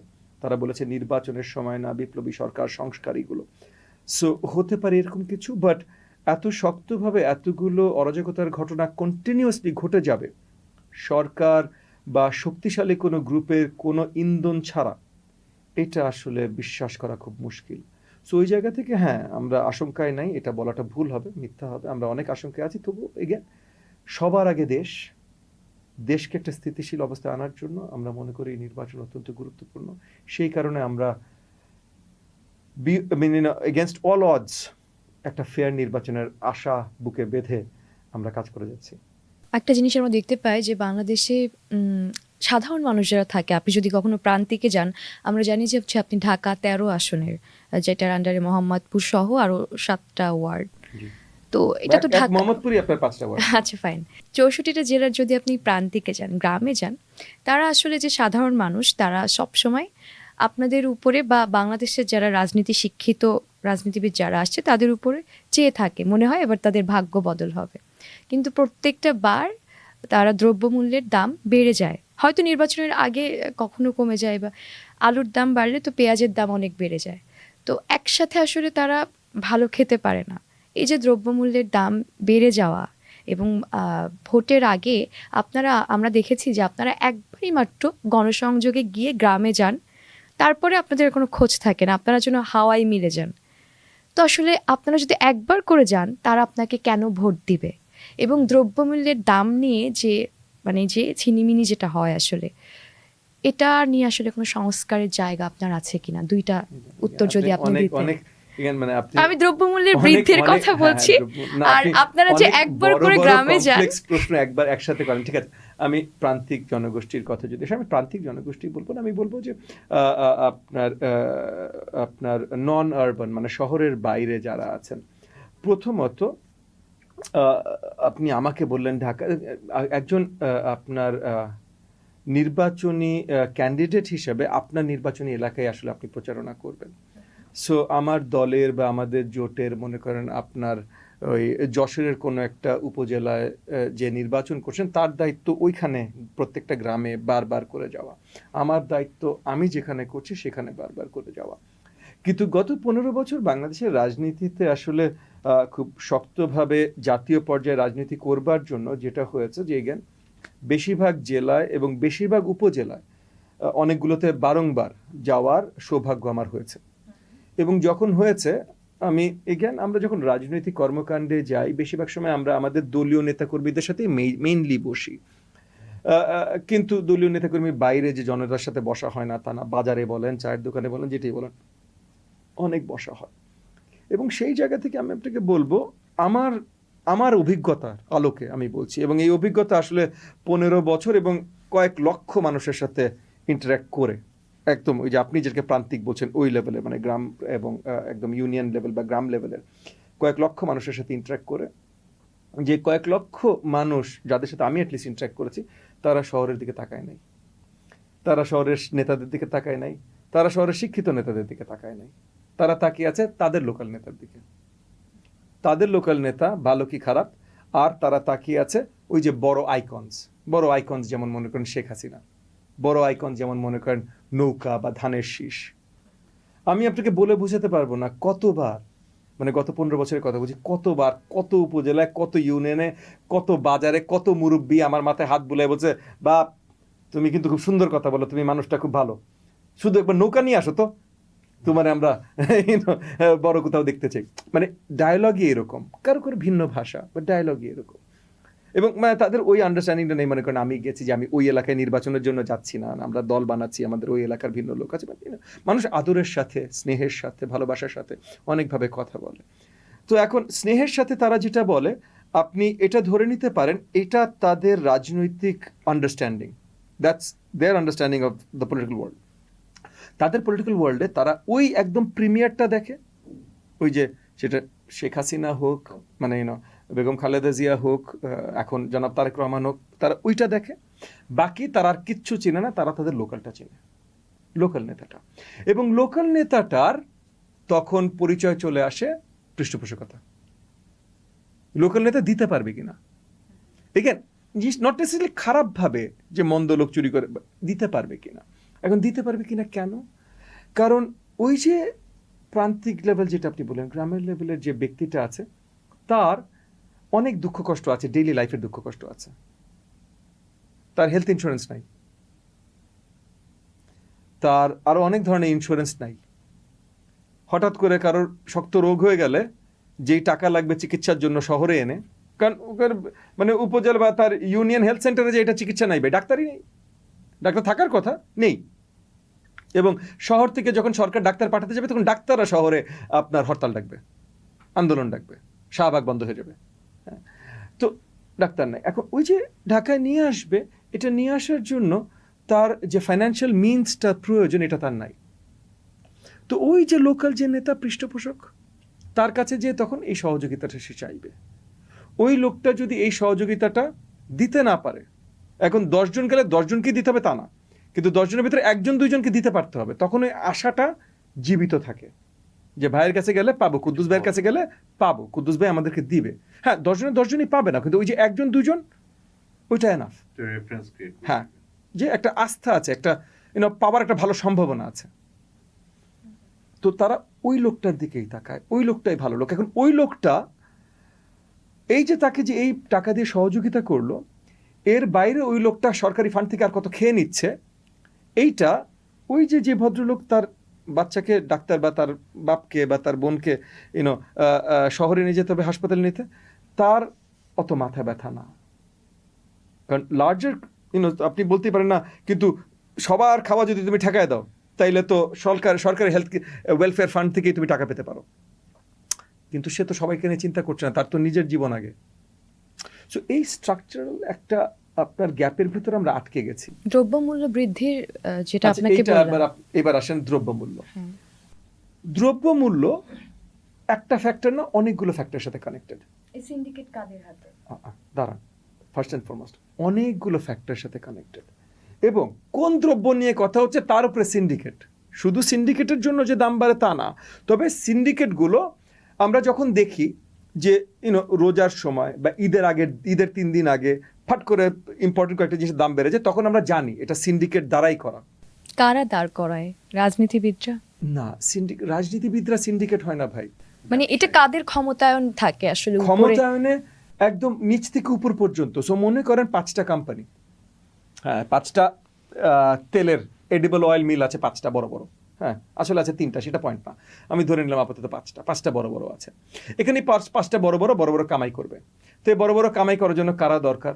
তাইলে তাদের মিনিস্ট্রি, সেক্রেটারিয়েট, আপনার ওই যে রাস্তায় যে ম্যাজিস্ট্রেট আছে, যে ম্যাজিস্ট্রেট যে ধইরা ফাইন দিতে পারে, এই ম্যাজিস্ট্রেট, পুরো একটা নেটওয়ার্ক এই করাপ্ট প্র্যাকটিসের সাথে জড়িত থাকতে হবে। পুরো নেটওয়ার্কের বড় 2-4টা অংশকে যদি আপনি করাপশন থেকে বের করে নিয়ে আসতে পারেন, তাইলে ওই ব্যবসায়ী চাইলেও হবে না, বা ওই মিনিস্টার চাইলেও হবে না, বা অনেকে চাইলেই হবে না। এখন বের করে নিয়ে আসার জন্য কি করতে হবে? জবাবদিহি হইতে হবে। এই যে মনে করেন ওই যে তেলের দাম যে 500 টাকা 150 টাকা বেড়ে গেল ঈদের 4 দিন আগে, যেই ম্যাজিস্ট্রেটের যে ফাইন করার কথা ছিল করে নাই, ওই ম্যাজিস্ট্রেটের চাকরিচ্যুত করে জেল দেন 2 বছর। করে নাই, তোর তো করার কথা ছিল, ওর ব্রিচ অফ ডিউটি হয়েছে না, ওর নামে মামলা করেন।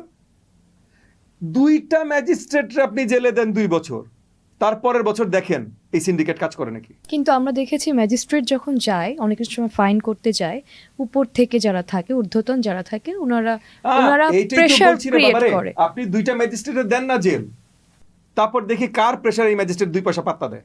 না, এখানে একটা জিনিস আছে যে গভর্নমেন্ট থেকে কিন্তু বলা হয় যে তারা ইনফ্লেশন কন্ট্রোল করতে চাচ্ছে, মানে সেন্ট্রাল ব্যাংক থেকেও কিন্তু ইনফ্লেশন। না আচ্ছা, এখানে একটা জিনিস, ফার্স্ট এন্ড ফরমোস্ট, দ্রব্যমূল্য যখন বাড়ে অনেকগুলো কারণে বাড়ে, এটা দিয়ে আমি শুরু করেছিলাম।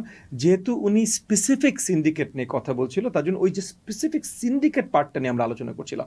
দ্রব্যমূল্য শুধুমাত্র সিন্ডিকেটের জন্য বাড়ে না, গ্লোবাল ফ্যাক্টরের জন্য বাড়ে, এনার্জি কস্টের জন্য বাড়ে, আপনার ওই সময় সেন্ট্রাল ব্যাংক ইনফ্লেশন কতখানি কন্ট্রোল করতে চেষ্টা করছে না করছে, তার সাথে ভ্যালু অফ মানি জড়িত, ওইখানে বাড়ে। মেইন ভিত্তিটা হলো যে মনিটারি পলিসি এবং ফিসক্যাল পলিসি দুটোর একটা পৃথকীকরণ দরকার, যার জন্য বিশ্বে এখন যদিও অনেকে আলোচনা করবে সেন্ট্রাল ব্যাংকেরই দরকার নাই, monetary policy should be on its own, হ্যাঁ মানে কোনো বডির দরকার নেই, এটা মার্কেট উইল ডিসাইড। যাই হোক, central bank monetary policy set করে, তার মানে আপনার ইন্টারেস্ট রেট কী হবে না হবে, সো ইনফ্লেশন কীভাবে কন্ট্রোল করবেন এবং আপনার কারেন্সি ভ্যালু কীভাবে কন্ট্রোল করবেন, এই দুটো মেইন জিনিস সেন্ট্রাল ব্যাংক দেখে। এইটা ফিসক্যাল পলিসি থেকে কমপ্লিটলি সেপারেট এবং সেপারেট করা, কারণ ফিসক্যাল পলিসি যারা করবে তারা যেন মনিটারি পলিসির সহযোগিতা না নিতে পারে। সো ওই যে ওইখানে ইন্টারেস্ট রেট তারা তাদের পছন্দ মতো আপ ডাউন না করতে পারে, মানি সাপ্লাইয়ে তারা হাত দিতে না পারে, যে তুমি বাজেট বেশি দিয়ে দিয়েছো, এখন টাকা তুলতে পারো নাই, টাকা ছাপাইতে বলে দিলাম। টাকা ছাপানো এগেন মানি সাপ্লাই, এটা আবার সেন্ট্রাল ব্যাংকের দায়িত্ব। সেন্ট্রাল ব্যাংক তোমাকে আটকাই দিবে, আমি ছাপাবো না টাকা। আমরা বিগত 15 বছরে যেটা দেখেছি, হ্যাঁ না এটাই আমরা বিগত 15 বছরে যেটা দেখেছি, এর আগে কিন্তু এটা ছিল আমাদের দেশে, সেন্ট্রাল ব্যাংক এবং আপনার ফাইন্যান্স মিনিস্ট্রি দুটোর একটা পৃথকীকরণ ছিল। লাস্ট 1.5 বছরও কিন্তু আমরা না লাস্ট 1.5 বছর আমরা কিছুই দেখিনি। লাস্ট 1.5 বছর বাদ দেন ভাই, টাকা আবার ছাপিয়েছে। লাস্ট 1.5 বছর বাদ দেন, লাস্ট 1.5 বছর অনেক কিছুই পলিসিগতভাবে, মানে স্বৈরাচারী সরকার ছিল না, বাট সরকার পলিসিগতভাবে হাসিনা সরকার থেকে খারাপ ছিল, পলিসিগতভাবে লাস্ট 1.5 বছর। লাস্ট 1.5 বছরের কথা বলছি না, আমি বলছি আমাদের দেশে একটা সময় ছিল যেখানে এগেন আমাদের দেশ তৃতীয় বিশ্ব, সরকারের একটু হাতাহাতি সব জায়গায় চলে, বাট বৃহত্তরভাবে সেন্ট্রাল ব্যাংক ইন্ডিপেন্ডেন্ট ছিল। সো ফাইন্যান্স মিনিস্টাররা যে হঠাৎ করে সেন্ট্রাল ব্যাংক গভর্নরের গলা চেপে ধরতো না, যাই বেটা এটা কর, টাকা ছাপা, ইন্টারেস্ট রেট বাড়া বা কমা বা এইটা কর, এটা তারা করতো না বা করতে পারতো না, বা হয়তো করতো না, what ever the case may be. গত 15 বা 16.5 বছর, মানে এই যে ইন্টারিমের 1.5 বছর দিয়ে যদি আপনি ধরেন, এই 16.5-17 বছর আমরা দেখেছি এই জিনিসটা হয়নি। হাসিনা সরকার 2009 আসার অল্প কিছুতে, মানে কয়েক বছরের ভেতরে তারা এই দুটো লাইন একদম ডিমিনিশ করে দেয়। সো যারা ফিসক্যাল পলিসি করছে, যারা বাজেট দিচ্ছে, যারা এক্সপেন্ডিচার দিচ্ছে, তারাই মানি সাপ্লাই কন্ট্রোল করছে, ইন্টারেস্ট রেট কন্ট্রোল করছে, এবং এইখানে একটাকে আরেকটা ব্যবহার করতে যে ইকোনমি পুরো গুবলেট হয়ে যাচ্ছে। সো এই যেটা বললাম, এগেন আপনি যেহেতু দ্রব্যমূল্যের কথা বলেন, দ্রব্যমূল্য বাড়াটা এটা আসলে একটা কমপ্লেক্স ফেনোমেনন, এবং এই কমপ্লেক্স ফেনোমেননের সাথে অনেক কিছু জড়িত। সিন্ডিকেট যদি আমরা বন্ধ করতে পারি, তাইলে অবভিয়াসলি বড় একটা রোড ব্লক এখানে দিতে পারবো। আপনার এই যে আমাদের ফিসক্যাল মনিটারি পলিসির বিভাগীকরণ, মানে সরি আপনার কি বলেন সেপারেশন, এইটাও যদি আমরা করতে পারি, তাহলে এখানে আমরা ইম্প্যাক্ট ফেলতে পারবো। আমাদের পারচেসিং এবং আমরা যখনই এই যে আমরা আমরা খাদ্যদ্রব্য কিন্তু সেলফ সাফিসিয়েন্ট না Bangladesh, so we have to purchase, হ্যাঁ আমাদের ক্রয় করতে হয়। সো এই কন্ট্রাক্টগুলোতেও যদি আমরা স্বচ্ছতা আনতে পারি আরো, তাহলেও আবার দাম কমবে। সো অনেকগুলো কিছু কাজ আছে যেগুলোতে আমরা দাম কমাতে পারি। এবং একটা জিনিস আমি বলতে পারি যে আমরা যদি ওই যে জবাবদিহিতার জায়গায় প্রত্যেকটা জায়গায় আসতে পারি, প্রত্যেকটা জায়গায়, যেমন মনে করেন আপনার গম কিনবে, না মানে 5 লাখ টন গম কিনবে, এই 5 লাখ টন গম কেনার জন্য কতগুলো ডেস্কের সিগনেচার দরকার? অনেকগুলো ডেস্কের সিগনেচার দরকার। আচ্ছা ঠিক আছে, তাইলে মনে করেন 2024 সালে 5 লাখ টন গম কেনা হয়েছে ইউক্রেন থেকে পার টন এত টাকা দিয়া। ওই সেম 24 সালে সেম সময় সেম কন্ট্রাক্ট আপনার হয়তো আপনার কি বলো না ক্যাম্বোডিয়া কিনেছে তার অর্ধেক দামে।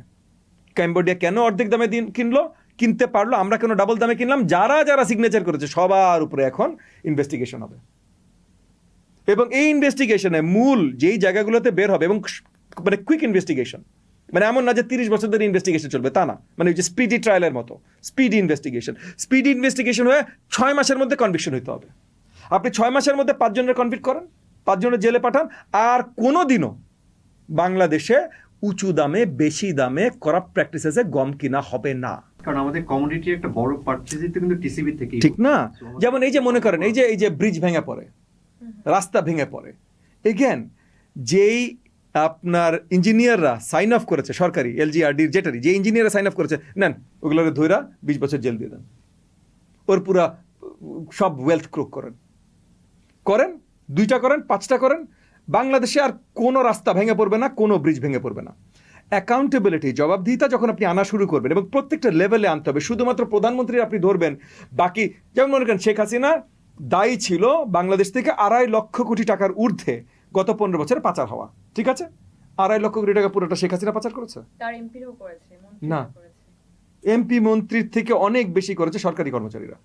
এমপির মন্ত্রী তো করেছেই ভাই, ওরাও তো পলাতক। যে সরকারি কর্মচারীরা করেছে তাদের কয়জন পলাতক? কয়জন? এই যে পুরো জিনিসটা তো শুরু হলো, পুরো জিনিসটা তো শুরু হলো কোনো একটা সরকারি কর্মচারীর ছেলের ছাগল কেনা দিয়ে, ঠিক না? সো ছাগল কাণ্ড, হ্যাঁ। তো এইটা দিয়ে শুরু হলো। তো ওর মতো কতজন এখনো তাদের ডেস্কে বসে আছে? ওরটা তো ফ্ল্যাশ হয়ে গেছিল বলে ও পরে পালালো। এরকম কয়জনের ফ্ল্যাশ হয়েছে? কয়জনের?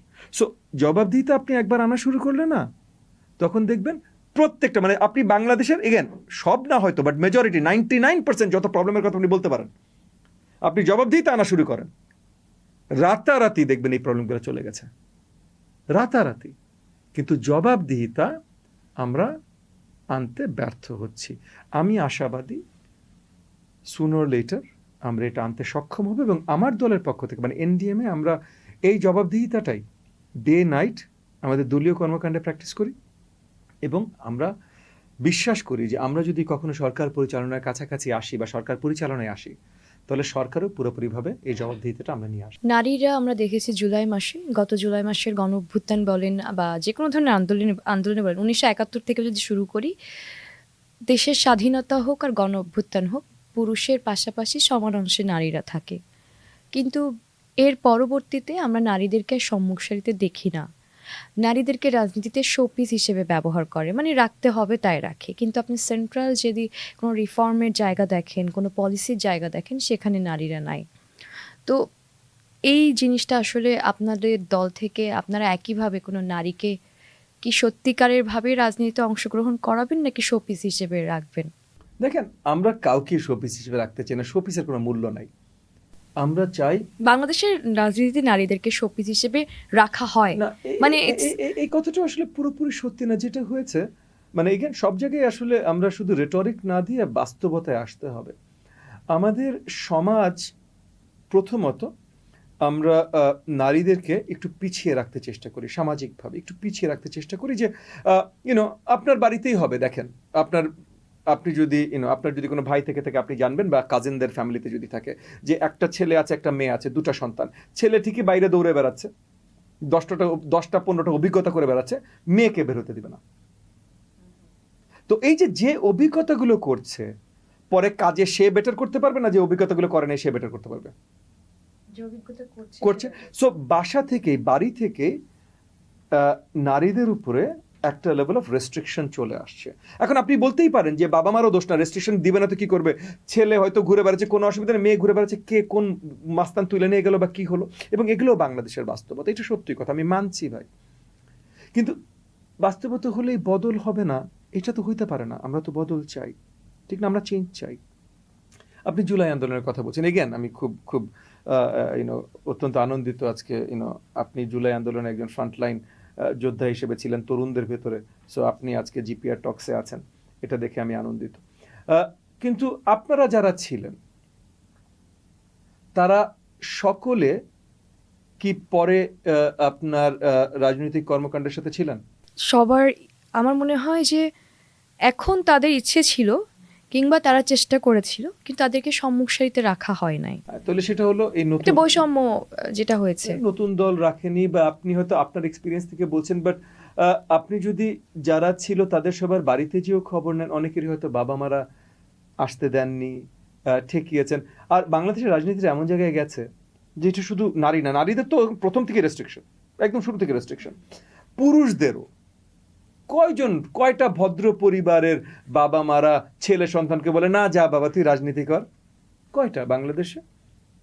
করছে, সহজে বলে কিন্তু না। করছে। এটা অনেক কম, খুবই কম। খুবই কম। শিক্ষিত ভদ্র পরিবারে খুবই কম। আপনি বলতেই পারেন না না 5ই অগস্টের পর একটু হচ্ছে, 5ই অগস্টের পর এখন পর্যন্ত নতুন সরকার আসে নাই। বাংলাদেশ এখন একটা আনস্টেবল স্টেটে আছে। আনস্টেবল স্টেটটা আপনি কনস্ট্যান্ট ইকুইলিব্রিয়াম ধরতে পারেন না, এখন আমরা একটা আনস্টেবল স্টেটে আছি। বাট এর বাদে আমরা রাজনীতি বেশি আসতে দিতে চাই না। সো আমাদের এখন ফার্স্ট অ্যান্ড ফরমোস্ট কী করতে হবে, দুটো বড় কাজ আছে। একটা হলো যে নারীদেরকে মানে আমাদের সাংস্কৃতিকভাবে মানে কালচারালি বা সোশ্যালি নারীদেরকে আরো এম্পাওয়ার করতে হবে। মানে বাড়িতে বাড়িতে বাবা মাদের বিশ্বাস করতে হবে যে আমার মেয়েও আমার একটা অ্যাসেট। সো আমার ছেলেকে যদি আমি অনেক অভিজ্ঞতা অনেক শিক্ষা দিতে পারি, তাহলে আমার মেয়েকেও দেওয়া দরকার, কারণ আমার মেয়ে ওই আরেক মানুষের হয়ে যাবে না। কারণ আমাদের একটা বিশ্বাস আছে, কিন্তু সত্যি কথা, মেয়েকে তো বিয়া দিয়ে দিব, সে তো শ্বশুর বাড়ির হয়ে যাবে। তো শ্বশুর বাড়ির হলে কিন্তু লায়াবিলিটি, ছেলে অ্যাসেট, মেয়ে লায়াবিলিটি। আপনি যদি দেখেন যে শিক্ষক প্রফেশন, চিকিৎসা প্রফেশন বা নানান ধরনের যে প্রফেশনগুলো আছে সেখানে কিন্তু নারীরাও আছে। কিন্তু আপনার দলের যখন পলিসির জায়গা হচ্ছে কিংবা আপনাদের মতো যেসব রাজনৈতিক দলরা আছে, ধরুন 5 জন নারী আইনজীবী, 5 জন পুরুষ আইনজীবী, কোর্টে তো আছে, কিন্তু আমরা সেখান থেকে পলিসির জায়গাতে একজন পুরুষ আইনজীবীকে নিচ্ছি, একজন পুরুষ চিকিৎসককে নিচ্ছি, নারীকে কিন্তু নিচ্ছি না। মানে আপনি যেটা বলেন অবহেলা তো আছে, নারীরা এখনো পিছিয়ে আছে, পরিবার তাদেরকে আগাতে দিচ্ছে না, কিন্তু যারা আছে সামনে তারা কোথায়? এখানে একটা বড় গুরুত্বপূর্ণ জিনিস হলো, এগেন আমি আমার দলের হিসেবে বলছি না, আমার দলে আমরা সবাইকে ইনক্লুড করতে চেষ্টা করি, এবং আমি বলবো যে আমার দলেও নারীর ইনক্লুশন কমতি আছে, বাট সেটা আমার দলের দোষ বলে আমি ধরবো না, আমাদের সোশ্যাল অবস্থা। আপনি যে জিনিসটা বলছিলেন যে পলিসির জায়গায় সবচেয়ে, আমি মনে করি যে স্পেশালি যদি নারী কেন্দ্রিক পলিসি হয় তাহলে নারীর ইনক্লুশনটা মাস্ট। বাট তাছাড়া আপনি চান সবচেয়ে কেপেবল মাইন্ডসগুলোকে নিয়ে আসতে পলিসির জায়গায়। এখন আপনি বলেন আইনজীবীর কথা, আপনি কোর্টে যান, আপনি দেখবেন 100 জন পুরুষ আইনজীবীর জন্য একটা নারী আইনজীবী আছেন। নারী আইনজীবী অনেক আছেন, কিন্তু হয়তো 50 ভাগ বা 100 ভাগের 1 ভাগ পুরুষ আইনজীবীর। ঠিক আছে, এখন আপনি বেসিক স্ট্যাটিস্টিক্স, আপনি একটা পুল আছে 10,000, একটা পুল আছে 100, কোন জায়গা থেকে 10,000 থেকে না 100 থেকে আপনি বেশি কেপেবল মানুষ পেতে পারেন? 10,000 থেকে। তাহলে আপনি যখন শুধু কেপেবিলিটির ভিত্তিতে আপনি জোগাড় করবেন, যেহেতু ওখানেও যদি 10,000 থাকতো তাহলে হয়তো 50-50 অটোমেটিক হতো, কিন্তু ওখানে আছেই মাত্র 100, এখানে আছে 10,000। সো আপনি যখন কেপেবিলিটির ভিত্তিতে আনতে চেষ্টা করবেন, বেশিরভাগ সময় দেখবেন আনফর্চুনেটলি এই দিকের পাল্লা অনেক বেশি ভারী, সেটা ডাক্তার হোক, সেটা উকিল হোক, যেটাই হোক। কিছু প্রফেশনসে এখন নারীরা আরও বেশি আসা শুরু করেছে। আমি আশাবাদী খুব তাড়াতাড়ি এমন একটা সময় চলে আসবে যেখানে ওই প্রফেশনগুলোর পলিসিতে নারীরাই অনেক বেশি থাকবে, পুরুষরা কম থাকবে। একটু ডিফার করে একটা কোশ্চেন করতে চাই আপনাকে, যে আমরা বলছি যে নারীরা কেন আসছে না, আমরা কিন্তু একটা বৈষম্য বিরোধী একটা আন্দোলনের মধ্যে দিয়ে জেনারেশন জি যেটাকে আমরা বলছি তার একটা আন্দোলন করেছে। সো আমার কথা হলো যে নারীরা যেমন আগে একটা সময় কিন্তু ছিল যে 10% নারীদের একটা কোটা ছিল, যে 10 জনে একজন গভর্নমেন্ট সার্ভিসে কিন্তু আসার একটা সুযোগ ছিল। এটা কিন্তু রং, মানে যদি আমি মনে করি যে যোগ্যতার ভিত্তিতে আসুক, যোগ্যতার ভিত্তিতে আমি পার্সোনালি ফিল করি যে 10 জন মেয়ে যদি যোগ্যতার ভিত্তিতে আসে 10 জনই আসবে, অথবা 10 জন পুরুষ যদি এখানে যোগ্যতার আমি ভিত্তিতে এখানে আসে, 10 দেখেন জনই আসার। দেখেন কোটা জিনিসটা জি, যেটাকে আসলে সঠিক এটা আপনি ভাষা কিভাবে সঠিক ভাষায় বলতে আমরা বলি অ্যাফার্মেটিভ অ্যাকশন, জি। মানে পিছিয়ে পড়া কোনো জনগোষ্ঠীকে আবার সমতা দেবার জন্য তাদেরকে কিছু অগ্রাধিকার দেয়া, এটা হলো কোটার মেইন ভিত্তি। সো এখন আপনি বলেন যে নারীরা এগেন আমাদের সোশ্যাল কারণেই, মানে সামাজিকতার কারণেই, মানুষের বিশ্বাসের কারণে, বাট তারা পিছিয়ে গেছে অনেক জায়গায়। সো তাদেরকে একটু অগ্রাধিকার দেবার প্রয়োজন আছে, এটা আমি বিশ্বাস করি। কিন্তু অগ্রাধিকার কোথায় কোথায় দেবার প্রয়োজন আছে? সো মনে করেন আপনি সাপোজ ডাক্তারের ক্ষেত্রে আপনি কোথায় অগ্রাধিকার দিবেন? এমবিবিএসদের প্রথম চাকরি পাওয়াতে আপনি অগ্রাধিকার দিবেন। কিন্তু মনে করেন আপনার বাবার হার্ট সার্জারি হবে, এখানে 10টার মধ্যে একটা নারী হইতেই হবে, এইটা তো আপনি মেনে নেবেন? আপনি মেনে নেবেন না। সো কোটাটা এন্ট্রি লেভেলে থাকাটা আমি মনে করি গুরুত্বপূর্ণ যদি আসলেই পিছিয়ে পড়া জনগোষ্ঠী হয়, এবং এটাও আমি বিশ্বাস করি বিশেষ করে আমাদের দেশের মতো দেশগুলোতে এখনো নারীরা মানে একটা জেন্ডার হিসাবে অনেক পিছিয়ে আছে। তবে ওটা কিন্তু তাদের জন্য সম্মানের না, এটাই প্রশ্ন। না না, পিছিয়ে থাকাটা কখনোই সম্মানের না, কিন্তু আপনার বাস্তবিকতা হতে হবে, তাদেরকে এগিয়ে নিয়ে আসার একটা প্রচেষ্টা থাকতে হবে। সো এগিয়ে নিয়ে আসার ওই প্রচেষ্টার জন্য আমি মনে করি কোটাটা গুরুত্বপূর্ণ। কিন্তু কোটা একমাত্র ওই যে পিছিয়ে পড়া জনগোষ্ঠী এবং entry level, Entry level। Not highest level. মানে আপনি প্রথম চাকরি এন্ট্রি লেভেল ওই জায়গায়, ফার্স্ট অ্যাডমিশন ওই জায়গায়, কিন্তু সব জায়গায় না। পরবর্তীতে তো তার দক্ষতা দিয়ে তারপর দক্ষতার উপরেই হওয়া উচিত। কিন্তু হ্যাভিং সেড দ্যাট, আবারও বলছি যে সামাজিক অবস্থানে পরিবর্তন আনাটা আমার মনে হয় সবচেয়ে বেশি গুরুত্বপূর্ণ। মানে ঘরে ঘরে এই বিশ্বাস দেয়াটা প্রথমত, আই থিঙ্ক ফার্স্ট প্রাইমারি যেটা দরকার ভাই আমাদের দেশের নিম্নবিত্ত বিশেষ করে মধ্যবিত্ত পরিবারগুলোতে, কন্যা সন্তান লায়াবিলিটি না, মানে এটা শ্বশুরবাড়ির অ্যাসেট বা শ্বশুরবাড়ির কাজের লোক, ভবিষ্যৎ শ্বশুরবাড়ির কাজের লোক, এটা চিন্তা মানে আমার করবে এক না। মেয়ে আছে, so আমি মনে করি আমার 2 মেয়ে আছে। for the হ্যাঁ, family। না আমরা বলি ব্লেসিং ভাই, আমরা দেখেন I feel আমাদের একটা বদভ্যাস আছে। হ্যাঁ, আমাদের একটা বদভ্যাস আছে, কাউকে যদি আমাদেরকে ক্ষমতাচ্যুত করতে হয় তাদেরকে আমরা স্পেশাল নামকরণ করি, মায়ের জাতি। এই তুমি তো মায়ের জাতি, তোমার আবার কিসের ক্ষমতা, তুমি তো এমনিই মা। এটা ক্ষমতাচ্যুত। কেউ যে আপনাকে যায় বলবে না এই তুমি তো বাপের জাতি, কেউ আপনাকে বলবে না। কেন? কারণ আপনার দরকার নেই, আপনার কাছে নিতে পারবে না। সো এই যে স্পেশাল, তোমার কাছে তোমার হাতে আমাদের সম্মান, কেন রে আমার নিজের হাতে আমার সম্মান নাই? কেন কেন আমার মেয়েটার হাতেই আমার সম্মান, তাহলে তার সম্মান কার হাতে? সো এই যে এই নামকরণগুলো করি না আমরা এই নামকরণগুলো করি তাদেরকে ক্ষমতাচ্যুত করবার জন্য। আরে তুমি তো মায়ের জাতি, তোমার কাছে সব সম্মান, তুমি ঘরে বসে থাকো, এই সম্মান আমাদের রক্ষা করতে হবে। সো আপনি কি করলেন? তাকে মার্জিনালাইজ করে দিলেন, Neutralize করে দাও। পুরা মার্জিনালাইজ করে দিলেন, যে না তুমি হলো সম্মানের ধারক বাহক, তুমি আর বাইরে কোথাও যেতে পারবে না, যাওয়া যাবে না। তুমি বাইরে যেতে পারবে না, তুমি এবার চুপচাপ বসে থাকো বাসায়। হ্যাঁ, আমি বাইরে যাই, আমার তো কোনো সম্মান নাই, আমি বাইরে যাই সব কাজ করব, যা ইচ্ছা তাই করব। হ্যাঁ, কিন্তু তুমি ঘরে আবদ্ধ থাকবে। সো এই জায়গাগুলো থেকে জাতিগতভাবে বের হয়ে আসাটা অনেক গুরুত্বপূর্ণ। আমরা এখনো ওই জায়গায় আছি যেখানে মেজর পলিটিক্যাল পার্টিরা এসে বড় বড় বক্তৃতা দেয় যে শুনো আমরা যদি ক্ষমতায় আসি মেয়েদের 5 ঘন্টা কম কাজ করাবো। এই কথা বলে না যে 5 ঘন্টা কম কাজ মানে বেতন কম বা বেতন চাকরি কম, থেকে মানে না, 5 5 ঘন্টা কম যদি আপনি কাজ, আপনি চিন্তা করেন আপনার অফিসে একজনকে নিবে আর সম্ভব না। যদি জানে যে আইনগতভাবে তাকে কাজ করতে পারবে না, মানে তাহলে নিবে? বা- আপনি বেতন দিবেন? আপনি কেউ তো বলেছে যে এরকম 5 ঘন্টা নাকি মেয়েরা কম কাজ করাবে। So, কোনো অফিস কি সেই Exactly. সময়কার বেতন তো দিবে না আসলে। না, শুধু সময়কার বেতন না, ওই চাকরিতেই নিবে না। চাকরিতেই নিবে না। কারণ বাংলাদেশে এখন ঢাকা শহরে চাকরিগুলো আপনি চিন্তা করেন, বলে 9 to 5, আর একটা ব্যাংকে হইলে রাত 10টার আগে ছাড়বে না, 9 to 9 এমএনসি হইলে রাত 12টার আগে ছাড়বে না, ঠিক না? সো আর আপনি যদি বলেন না না 12টা তো পরের কথা, বেটা দুপুর 1টায় ছাড়তে বাধ্য, সে আর চাকরি দিবে আপনাকে? সো এই যে এই জিনিসগুলোর জায়গা থেকে এগেন আমাদের সোশ্যাল একটা নিড আছে এই চেঞ্জগুলো আনার, সোশ্যাল নিড। ইনশাআল্লাহ আমরা আগাচ্ছি, এগুলো বাড়ছে।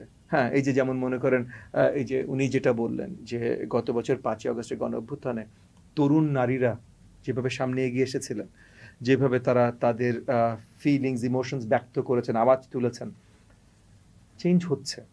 কিন্তু এই চেঞ্জগুলো যেন আরো অ্যাক্সেলারেট করে তার জন্য আমাদের কাজ করা দরকার। একটু অন্য টপিকে যাই। জি। আমরা যদি জিও পলিটিক্স নিয়ে চিন্তা করি, আমাদের কিন্তু মানে আমরা ভৌগোলিকভাবে কিন্তু অনেক ইম্পর্টেন্ট জায়গায় আসলে আছি। জি। সেখানে আমরা মনে করি আর কি, যেখানে আসলে আমাদের জন্য আমেরিকা বা যুক্তরাজ্য, ইন্ডিয়া, সবাই সবার সাথে কিন্তু আমাদের একটা রিলেশন মেনটেন করার ব্যাপার থাকে। তো সেই জায়গায় কি পরবর্তী 5 বছর বা এখনকার যে আমাদের অবস্থান, সেখানে কি আমরা কোনো ডিরেকশন দিতে পারি কিনা, বা ভৌগোলিকগতভাবে আমরা কোথায় আছি, বা আমাদের বিজনেসের সেন্ট্রাল গুলোকে কি আমরা অ্যাকুমুলেট করতে পারি কিনা, যেহেতু আমাদের সব দেশের সাথেই একটা রিলেশন মেনটেন করার একটা ব্যাপার থাকে সেখান থেকে।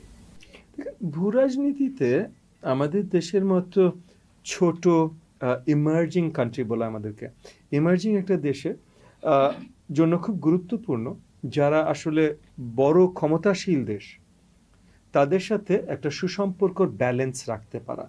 আপনি সঠিক কথা বলেছেন, ভৌগোলিকভাবে আমরা খুব গুরুত্বপূর্ণ স্থানে আছি। আমাদের সামুদ্রিক ভৌগোলিক বলেন আর ল্যান্ড বেস ভৌগোলিক বলেন। তো সামুদ্রিক ভৌগোলিক, বে অফ বেঙ্গল আমাদের এলাকা, বে অফ বেঙ্গল। বিশ্বের গুরুত্বপূর্ণ দেশগুলো এখন China, America, Russia. China second biggest economy. চায়নার এনার্জি ট্রেড এবং বেশিরভাগ ট্রেড বে অফ বেঙ্গলের মাধ্যমে হয়। সো বে অফ বেঙ্গল চায়নার জন্য অত্যন্ত গুরুত্বপূর্ণ। ভারত একটা ইমার্জিং পাওয়ার, আমরা ইমার্জিং কান্ট্রি, ভারত একটা ইমার্জিং পাওয়ার। বে of Bengal again Bharat territory আমাদের সাথে, বে অফ বেঙ্গলেও আমাদের নিচেই ভারত। সো ভারতের জন্য গুরুত্বপূর্ণ টেরিটরি। ভারতের জন্য গুরুত্বপূর্ণ, ভারতের মর্টাল এনিমি পাকিস্তান, পাকিস্তানের জন্য গুরুত্বপূর্ণ। আবার এগেন সবচেয়ে বিশ্বে এখন একটা মাত্র গ্লোবাল সুপার পাওয়ার আমেরিকা, এবং আমেরিকা মেইনলি একটা সি বর্ন পাওয়ার, মানে ওশিয়ানিক পাওয়ার, মানে পানির ক্ষমতা। তো এই পানির ক্ষমতায় যেই জায়গা থেকে চায়নার ফুল ট্রেড কন্ট্রোলড হয়, যেই জায়গায় ভারত এন্ড সব কিছু, মিডল ইস্টার্ন অয়েল ট্রেড যা কিছু বলেন, Asian emerging sort of giants, এগুলো সব যেখানে, এইটার সবচেয়ে গুরুত্বপূর্ণ জায়গা বে অফ বেঙ্গল। সো বে অফ বেঙ্গল কন্ট্রোল আমেরিকার জন্য অত্যন্ত গুরুত্বপূর্ণ, কারণ ওদের গ্লোবাল সুপার পাওয়ারের ভিত্তি হলো ওশিয়ানিক পাওয়ার। সো তাহলে সবার জন্য বে অফ বেঙ্গল গুরুত্বপূর্ণ। এবার আসেন আমাদের মানে ভৌগোলিক ল্যান্ডের অবস্থান। ল্যান্ডের অবস্থান আমাদের পাশে মিয়ানমার, যেটা এখন ভেঙে চুরে একাকার হয়ে যাচ্ছে, কিন্তু আমরা ভারত, চায়না, এই দুটোর মাঝে এমন একটা জায়গায় যেখানে দুজনের জন্যই আমরা গুরুত্বপূর্ণ। এখন মিয়ানমারের এই ঝামেলাগুলো হয়ে মিয়ানমারে এখন আমেরিকাও ঢুকতে চায়, চায়না ঢুকতে চায়, ইন্ডিয়া, চায়নার ইনফ্লুয়েন্স এখানে বেড়ে যাক, কারণ ওর 7 সিস্টার্স পাশে আছে। হ্যাঁ, সো এইখানেও আবার সো ল্যান্ড বেসডও আমরা খুবই গুরুত্বপূর্ণ একটা পজিশনে। সো আমরা এখন এমন একটা পজিশনে যে আমরা যদি সঠিকভাবে এই গ্লোবাল পাওয়ারগুলোর সাথে সম্পর্ক ব্যালেন্স করতে, বারবার ইম্পর্টেন্ট শব্দটা হলো ব্যালেন্স। মানে আমরা পুরো চায়নার হয়ে গেলে আর কোনো ব্যালেন্স হলো না, কিন্তু আমরা পুরো আমেরিকার হয়ে গেলে কোনো ব্যালেন্স হলো না, আমরা পুরো ভারতের হয়ে গেলে, এটা তো হাসিনা ট্রাই করে দেখেছে, হ্যাঁ, কোনো ব্যালেন্স হলো না। তো কিন্তু আমাদের সবাইকে খুশি করার অনেক কিছু আছে। আমরা যদি সঠিকভাবে আমাদের ফরেন পলিসিটা যদি ওই যে ব্যালেন্সিং একটা ধরে রাখতে পারে, তাহলে আগামীতে এই সব দেশগুলোর থেকে আমাদের উন্নয়নের সহযোগিতায় অনেক কিছু আমরা পেতে পারি বলে আমরা মনে করি। তো প্রতিবেশী রাষ্ট্র হিসেবে আমরা যেমন আমাদের একটা গত রেজিমের আন্ডারে আমরা দেখেছি যে ইন্ডিয়ার সাথে আমাদের একটা রিলেশন ওয়ান ডিরেকশন একটা করার একটা চেষ্টা হয়েছে। এখন আবার দেখছি আমরা পাকিস্তানের সাথে একটু আমরা বেশি ভাবে মেলার চেষ্টা করছি। সো আমাদের কি এরকম উচিত না যে এই দুইটা কান্ট্রি বিং দ্য নেইবার এমন একটা রিলেশন মেনটেন করা যেটাতে আমাদের কান্ট্রিজ ইন্টারেস্টটা প্রোটেক্ট হয়? মানে কি ধরনের ডিরেকশন আপনি দিতে চান? ফার্স্ট এন্ড ফরমোস্ট সব জায়গায় ফরেন পলিসিতে প্রাইমারি হলো আমার দেশের ইন্টারেস্ট, আমি কি পাচ্ছি। তবে একটু ভুল যে ভারত আর পাকিস্তানকে যদি আমরা সেম স্কেলে মাপি। ভারত ইকোনমির দিক দিয়ে অনেক বড়, আপনার সামরিক শক্তির দিক দিয়ে অনেক বড়, আয়তনের দিক দিয়ে অনেক বড়, জনসংখ্যার দিক দিয়ে অনেক বড়, মানে আমাদের কম্প্যারিজনে সবগুলোতেই অনেক বড়। পাকিস্তান ইকোনমির দিক দিয়ে আমাদের ছোট, মানে বড় তো নাই, আমাদের ছোট। সামরিক দিক দিয়ে আমরা নিজেদের সামরিক দুর্বলতা অনেক বাড়িয়েছি গত 15 বছর, প্লাস ওদের নিউক্লিয়ার ওয়েপন্স আছে। সামরিক দিক দিয়ে অনেক বড়, কিন্তু আবার ওদের নিউক্লিয়ার ওয়েপন থাকলেও আমার আর ওর মাঝখানে আরেকটা বিশাল নিউক্লিয়ার ওয়েপনওয়ালা দেশ আছে, ভারত। সো ভারত আর পাকিস্তান আমরা এক মাপে যদি মাপতে চেষ্টা করি, বিশাল বড় ভুল করব। রাদার ভারত চায়না, এইটা হলো আমাদের balancing act, not Bharat Pakistan. তাই বলে পাকিস্তানের সাথে আমরা সুসম্পর্ক রাখতে চাইবো না, এইটাও না। ভারত চাইবে আমরা কোনো সুসম্পর্ক না রাখি, ভারত তো চাইবে আমরা কারোর সাথে সুসম্পর্ক না রাখি। হ্যাঁ, তো সেটা তো সে চাইবে, সে কি চাইবে এটা irrelevant to a certain extent, in the sense যে তার সাথে আমরা ব্যালেন্স করতে হবে, সো কিছু দূর রেলেভেন্স দিতে হবে, বাট তাই বলে তার কথা শুনেই আমি কাজ করবো তা না। তবে পাকিস্তান আর ভারত ব্যালেন্স, এইটা আসলে আমার মনে হয় দেখাটাই ভুল, মানে নজরটাই ভুল। ব্যালেন্স হলো ভারত এবং চায়না, ব্যালেন্স হলো চায়না এবং আমেরিকা, এইগুলো হলো ব্যালেন্স। পাকিস্তান এই ব্যালেন্সের খেলায় বড়ভাবে আসে না। হ্যাঁ, আমি জানি আপনি এমনি মানে অবাঞ্ছিত কথা বলেনি, এই মুহূর্তে এই জিনিসগুলো বাংলাদেশে হচ্ছে, তার জন্য আপনি বলেছেন। তবে এটা আমি দুঃখ প্রকাশ করা ছাড়া আমার কিছু নাই আর, বিকজ সেন্সিবল যেই চিন্তা করবে সেই বুঝবে যে এই দুটো একভাবে ব্যালেন্স করা আসলে বোকামি। এটার সাথে আলাদা বন্ধুত্ব, এটা আলাদা, এবং এইটার মানে ভারতের ব্যালেন্স করার সময় চায়না আমেরিকাকে নিয়ে চিন্তা করবো, পাকিস্তান না, এটা গুরুত্ব। বাংলাদেশের পার্শ্ববর্তী দেশ যেমন একদিকে হচ্ছে পাকিস্তান, একদিকে ভারত, আর একদিকে মিয়ানমার, এত সব কিছুর মাঝখানে বাংলাদেশ তো ছোট একটা দেশ আমরা জানি। তো বাংলাদেশের আসলে এখানে বাংলাদেশের যে চাপটা সেটা আসলে কতখানি, এবং এই চাপটা যেমন আমাদের তরুণরা এখন রাস্তাঘাটে দুদিন পর পরে গিয়ে বলে ভারতীয় আধিপত্যবাদ, তারপর পাকিস্তানের কথাও বলে। তো এই যে আধিপত্যবাদ বা এখান থেকে আসলে আমাদের বা দাসত্ব, যেটা আসলে আমরা সবসময় বলতে চাই যে আমরা কোনো দেশের দাসত্ব করব না, নিজেদের দেশকে এই জায়গাটাতে মানে আগায় নেবার জন্য আপনার ভাবনাটা মানে কতখানি? অত্যন্ত গুরুত্বপূর্ণ, যেটা একটু আগে আপনার লাস্ট প্রশ্নটা আমি বলছিলাম, যে আমাদের ইন্ডিপেন্ডেন্ট ফরেন পলিসি, যেটা হাসিনার আমলে ছিল না, এক দেশকেন্দ্রিক ফরেন পলিসি ছিল, আমাদের ইন্ডিপেন্ডেন্ট ফরেন পলিসি এবং ব্যালেন্সিং অ্যাক্ট। আর এই ব্যালেন্সিং অ্যাক্টের ভিতরে দেখেন আমাদের, যেটা আবার আমি পরিষ্কার করি, যে আমাদের কিন্তু অনেক গুরুত্ব আছে।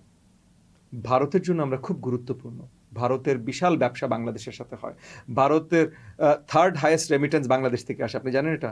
আমরা আমাদের রেমিটেন্স যোদ্ধাদের কথা বলি, ভারতের থার্ড হাইয়েস্ট রেমিটেন্স আছে বাংলাদেশ থেকে। এত লোকজন, ভারতীয় লোকজন আমাদের এখানে চাকরি করে বেতন নিয়ে যায়। ভারতের বিশাল সাপ্লাই ট্রেড আছে, $14 বিলিয়ন প্লাস সাপ্লাই ট্রেড আছে বাংলাদেশের সাথে। ভারতের অভ্যন্তরীণ আপনার সভরেন্টি প্রোটেকশনের জন্য বাংলাদেশের সাথে বন্ধুত্ব তাদের দরকার। বে অফ বেঙ্গলের সভরেন্টি, তাদের পার্টের সভরেন্টি প্রোটেকশনের জন্য বাংলাদেশ সরকারের বন্ধুত্ব বা বাংলাদেশের বন্ধুত্ব তাদের দরকার। সো ভারতের জন্য কিন্তু আমরা অনেক গুরুত্বপূর্ণ, চায়নার জন্য আমরা গুরুত্বপূর্ণ, আমেরিকার জন্য আমরা গুরুত্বপূর্ণ। সো তারাও আমাদের জন্য গুরুত্বপূর্ণ, ঠিক আছে, কিন্তু একচেটিয়া না, এটাই বোঝাতে চেষ্টা করছি। সো আমরাও যেহেতু তাদের জন্য গুরুত্বপূর্ণ, ওই জায়গায় আমাদের একটা ব্যালেন্স নেগোশিয়েট করা, যে আমরা এতটার বদলে এত দিব, এতটার বদলে এত করব, এই যে একটা বেসিক একটা নেগোশিয়েটেড পজিশন, একটা ভালো একটা নেগোশিয়েটেড পজিশনে আসা। এবং পাকিস্তান আসলে আমাদের পার্শ্ববর্তী না, ইন দ্য সেন্স যে আমাদের কোনো বর্ডার নেই পাকিস্তানের সাথে। পাকিস্তান আর ভারতে, মানে পাকিস্তান আর আমাদের মাঝখানে বিশাল দেশ ভারত। সো পাকিস্তান অ্যাকচুয়ালি অনেক দূরে, মানে পাকিস্তান ঐতিহাসিকভাবে 47 থেকে 71 আমরা এক দেশ ছিলাম বলে আমরা পাকিস্তানকে একভাবে চিন্তা করি। তাছাড়া কিন্তু পাকিস্তান অনেক দূরে, মানে পাকিস্তান যেমন আফগানিস্তান, আপনি চিন্তা করেন আপনার কাছের, আপনার পরিচিত না, একটা এলিয়ান দেশ আফগানিস্তান। তো পাকিস্তান আর আফগানিস্তান কিন্তু ওই সিমিলার ডিস্টেন্সে আমাদের থেকে। পাকিস্তান আফগানিস্তানের থেকে আপনার এই যে লাও, ক্যাম্বোডিয়া, থাইল্যান্ড, এগুলো আমাদের সিমিলার ডিস্টেন্সের দেশ। আপনি থাইল্যান্ডকে এত কাছের আত্মীয় মনে করেন? ক্যাম্বোডিয়াকে এত কাছের আত্মীয় মনে করেন? করেন না। তো পাকিস্তান অনেক দূরে। 47 to 71 বা তার আগের ব্রিটিশ রাজের ইতিহাসের জন্য আমরা এইভাবে মনে করি।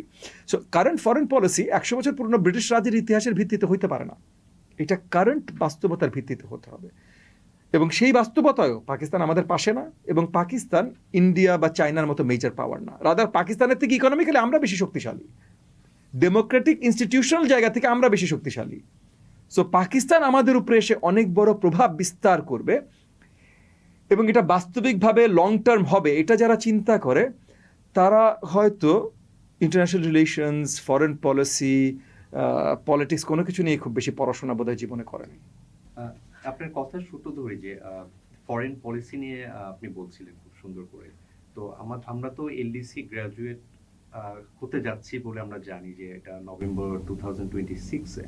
তো এই জায়গাটায় আমাদের ফরেন পলিসির কি ধরনের চেঞ্জ আপনি আশা করেন? বা আমরা তো শুনছি যে এটাকে আমরা ডেফার করার চেষ্টা করছি ফর নেক্সট 5 years। সো এটা আমরা কি করতে পারবো কিনা, বা এটা যদি না হয় আমরা ওভারঅল জিওপলিটিক্যালি আমরা কিভাবে জিনিসটাকে, এই বিজনেস ইস্যুগুলোকে চ্যালেঞ্জ ফেস করার চেষ্টা করবো বলে আপনি মনে করেন? দেখেন, ট্রেড, কমার্স, ইকোনমিক পলিসি, এগুলো ফরেন পলিসিতে গুরুত্বপূর্ণ, খুবই গুরুত্বপূর্ণ সেই জায়গা থেকে। তবে আমরা এলডিসিতে গ্র্যাজুয়েট করার কথা এলডিসি থেকে গ্র্যাজুয়েট করার কথা বেশ কয়েক বছর ধরে চলছে, এবং আমাদের ইকোনমি অনেক ধাক্কা খাচ্ছে। যেমন গত বছর বিশাল ধাক্কা খেলো, এর আগে কোভিডে ধাক্কা খেলো, এখনও খুবই খারাপ অবস্থা। সেই জায়গা থেকে আমরা উত্তীর্ণ এক্স্যাক্টলি কবে হবে এটা বলা মুশকিল। তবে সকলেরই একটা ভয় আছে যে উত্তীর্ণ হবার আগে যে প্রিপারেশনটা দরকার সেই প্রিপারেশনগুলো আমরা নিইনি। তো গত 40-50 বছর ধরে আমরা লোয়েস্ট কমন ডিনোমিনেটরের উপরে কাজ করছি, আনস্কিল্ড লেবার, সেটা গার্মেন্টস ইন্ডাস্ট্রি হোক আর ম্যান পাওয়ার রেমিটেন্সি হোক, আমরা লো স্কিল্ড বা আনস্কিল্ড লেবারের উপরে কাজ করছি। সব জায়গায় একটা গ্লোবাল ইকোনমিতে একটা চিন্তা থাকে যে আপনি একটা সময় পর একটা লেভেল পর্যন্ত ভালো করলে আপনি ভ্যালিউ অ্যাডেড সার্ভিসেসে চলে যাবেন। আমরা অত্যন্ত দুঃখজনক কিন্তু যেতে পারিনি, বেসিকই আছি আমরা এখনো ওই লোয়েস্ট কমন ডিনোমিনেটরে আছি। সো নেক্সট যেই সরকারই আসবে, যদি আমরা সরকার পরিচালনায় আসি, মানে সামনে নির্বাচনে যদি আমরা জয়ী হতে পারি তাহলে আমরা করব, যদি আমরা কোনো কারণে জয়ী না হতে পারি তাহলে যারাই আসবে তাদের উপরে বিশাল গুরু দায়িত্ব থাকবে বাংলাদেশের ইন্ডাস্ট্রিকে ইনোভেট করা, ভ্যালিউ এডিশনে যাওয়া। কারণ ভ্যালিউ এডিশনে না গেলে আসলে ওই যে আপনি বললেন না এলডিসি থেকে আমরা গ্র্যাজুয়েট করবো, গ্র্যাজুয়েট করে আবার ফেলও করতে পারি, কিন্তু হয় না, মানে 5 থেকে 6-এ উঠেছেন কিন্তু 6 থেকে আবার আপনারা ফেল করে 5-এ পাঠিয়ে দিচ্ছেন।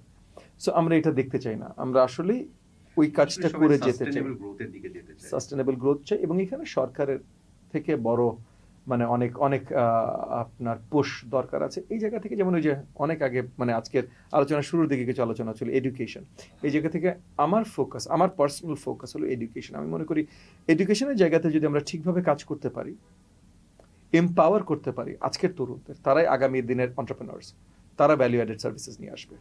সো এটা এবং খুব লং টার্ম না, 5 বছর 10 বছরে এগুলো হয়ে যায়, 5 to 10 ইয়ার্স এগুলো হয়ে যায়। সো এডুকেশনে যদি আমরা আজকে ফোকাস করা শুরু করি, আমি বিশ্বাস করি 10 বছরে বাংলাদেশের চেহারা বদলে যাবে। আমরা একটা র্যাপিড সেকশনে যাব, খুব তাড়াতাড়ি করে আনসার করতে হবে, ঝটপট করে। আমি চেষ্টা করবো, মানে এখন কোয়েশ্চেনের উপর ডিপেন্ড করবে না কত তাড়াতাড়ি আমি উত্তর দিতে পারি। নির্বাচনে মানে ইলেকশনের সময় যে আপনাকে হেরে যাবার কখনো কোনো ভয় কাজ করে কিনা, নাকি এই ভয়টা বেশি কাজ করে যে নির্বাচনে জেতার পরে যদি জনগণের প্রত্যাশা পূরণ করতে না পারি? দুটো ভয়ই থাকে, মানে হেরে যাবার একটা ভয় থাকে যে কম্পিটিশনে গেছি, জিততে চাই, ভালো কাজ করার জন্যই তো করতে চাই, সো তাহলে জিততে চাই। যেন আমি বিশ্বাস করি, কারণ আমি বিশ্বাস করি যে আমি হলে আরও বেটার কাজ হবে আমার প্রতিপক্ষর থেকে। যদি আমি বিশ্বাস করতাম আমার প্রতিপক্ষ হলে আরও বেটার কাজ করবে, তাহলে আমি নির্বাচন থেকে স্টেপ অ্যাসাইড করে আমি তারে ভোটটা দিয়ে দিতাম। সো আমি মনে করি আমি আরও বেটার কাজ করব, আমি জনগণের জন্য কাজ দেখতে চাই, এবং সেই জায়গা থেকে আমার নিশ্চয়ই একটা ভয় আছে যে যদি আমি সেটা না পারি করতে। দ্বিতীয়ত যেটা বললেন ওটারও একটা ভয় আছে যে আমি অনেক কিছু করতে চাই, করবার সময় যদি অনেক বেশি প্রতিকূলতা ফেস করি, আমি ওই প্রতিকূলতা মেনেই কাজ করব, সেটা পয়েন্ট না। বাট পয়েন্ট হলো ওগুলোর ভয় ঠিকই থাকে। সো ভয় আছে, নিশ্চয়ই আছে। পলিটিশিয়ানদেরকে আমরা সবসময় খুব মেজাজে দেখি, থাকে না যে একটু শক্তভাবে দেখি, খুব জোরালো মনোভাবে দেখি। তারাও আসলে যখন একা থাকে তখন আসলে তারা কোনো দুশ্চিন্তা করে কিনা, কিংবা তারা কি আসলেই মানে যে সারাদিন যে সাহসটা তারা নিয়ে থাকে সেই সাহসটাও আসলে কমে যায় কিনা? এটা আসলে দেখেন, ফার্স্ট অ্যান্ড ফরমোস্ট সবাই এক না। সো জাস্ট রাজনীতিবিদ বলেই একজন তাই, বা রাজনৈতিক কর্মী বলেই একজন তাই, তা না, সবাই এক না। আর সাহস তো জায়গার মানে সিচুয়েশনের ভিত্তিতে আসে। আপনি দেখবেন একটা মা যখন তার সন্তানকে রক্ষা করতে হবে, তার অন্য কোথাও সাহস থাকুক আর না থাকুক, ওখানে সে সাহসী হয়েছে। সো সাহস আসলে জায়গা ভিত্তিক। সো আমি মনে করি, যেমন মনে করেন আমরা অনেকে আছি, বা আমি নিজের কথাই যদি বলি, আমি বাংলাদেশের মানুষের অবস্থানে উন্নয়ন দেখতে চাই, ওই জিনিসটা আমি চাই। আমি মানে হার্ড অ্যান্ড ফাস্ট আমি স্টাক অ্যাট দ্যাট, ওইটা চাই। সো ওই জায়গায় হয়তো আমি নর্মালি কতখানি সাহসী কি না সাহসী ইররিলেভেন্ট, ওই জায়গায় হয়তো আমার সাহস চলে আসবে। বা এর আগে আমি দেখেছি এসেছে অনেক জায়গায়, যেটা বললাম আমি তো শুরুই করেছি ঘুমের খেলা দিয়ে, হ্যাঁ, মানে আমার শুরুটাই। সো এগুলো পার্সন টু পার্সন ভ্যারি করবে, আর অবভিয়াসলি সিচুয়েশন টু সিচুয়েশন নিশ্চয়ই ভ্যারি করবে। দেশে হাসিনার আগেও তো অনেক ধরনের ঘটনা ঘটেছে। গত 1.5 বছরে আমরা অনেক ধরনের সহিংসতা দেখতে পাচ্ছি, যেমন আছিয়ার ধর্ষণ থেকে শুরু করে ওসমান হাদির মাথায় যে গুলি খাওয়ার যে ব্যাপারগুলা, কিংবা দীপু যিনি নিহত হয়েছেন। তো এই ধরনের সহিংসতা বেড়েই যাচ্ছে। তো এটার পরে রাস্তায় আসলে শিক্ষার্থী বলেন কিংবা একটা বড় প্রবীণ অংশ তারা সবাই দাবি করছে স্বরাষ্ট্র উপদেষ্টার পদত্যাগ। হ্যাঁ, বারবার করে দাবি করছে, কারণ ওনারা আসলে কোনো শৃঙ্খলা ফেরাতে পারছেন না, দেশের পরিস্থিতি ঠিক করতে পারছেন না। তো আপনার কাছে একজন রাজনীতিবিদ হিসেবে কি মনে হয় যে একজন পার্লামেন্ট থেকে আসলে পদত্যাগ করার জন্য মিনিমাম 2টা কারণ কি হতে পারে? ফার্স্ট অফ অল এটার সাথে এটা সম্পর্ক নাই। না মানে যেহেতু But- জনগণ but চাচ্ছে, আচ্ছা, মানে মনে করেন আপনি আপনি আপনি যদি এটা প্রশ্ন হয়ে থাকে যে একজন পার্লামেন্টেরিয়ান, তাকে দায়িত্ব দেওয়া হয়েছে, সে দায়িত্ব নিয়েছে, তো সে পদত্যাগ কেন করবে?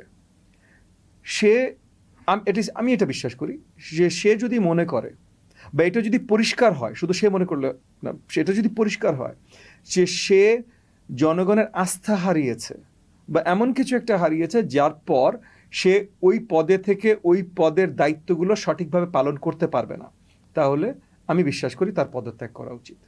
সো মনে করেন আমার আপনাকে নিয়ে কাজ করার কথা, কিন্তু এখন একটা সেট হয়ে গেল যে আপনার সাথে আমার আপনি আমার সাথে কাজ করবেনই না, তাইলে আমার পদত্যাগ করা উচিত। মানে আমি ওই জায়গা থেকে বলছি। ওই আস্থাহীনতার জায়গায় যদি আসে পাবলিক, জনগণ বা যাদের উপরে দায়িত্বশীল, তাহলে একজন পার্লামেন্ট মেম্বার হন, ক্যাবিনেট মেম্বার হন, ওয়ার্ড কাউন্সিলর হন, যেই হন, জনপ্রতিনিধি যদি হয়ে থাকেন, ওই আস্থা হারানোর সাথে সাথে আপনার পদত্যাগ করাটা বাঞ্ছনীয় বলে আমি মনে করি। আমাদের দেশে আমরা প্রায়ই দেখি যে আসলে সংখ্যালঘুদের ব্যবহার করে ভিকটিম কার্ড প্লে করে, সেটা রাজনৈতিক দলগুলা।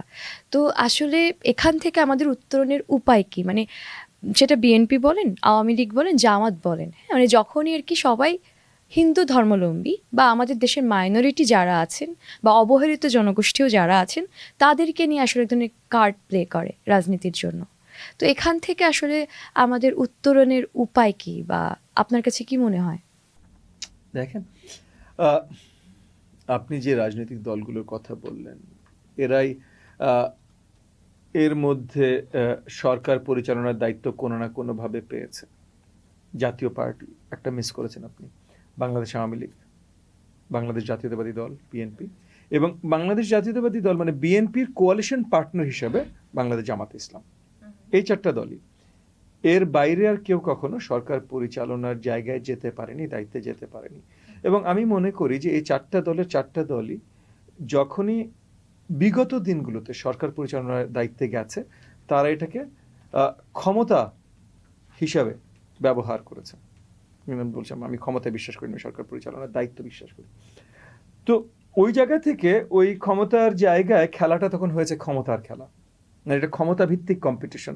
তোমার আছে, আমার নাই, আমি চাই, তুমি দিবা না, এই কম্পিটিশন, অ্যাজ অপোজ টু জনগণের সেবা করার দায়িত্ব অ্যান্ড হোয়াট নট। সো এই যে যদি এই ধরনের একটা কম্পিটিশন চলে আসেন, তখন এটা হয় হলো সবচেয়ে র ক্ষমতার কম্পিটিশন, সবচেয়ে র, মানে একদম বেয়ার, মানে টাকা দিয়ে আপনি কি করবেন? টাকা দিয়ে ক্ষমতা কিনবেন। সো টাকার কম্পিটিশন কিন্তু খুব ব্রুটাল হয়, কারণ টাকা দিয়ে ক্ষমতা কিনবেন।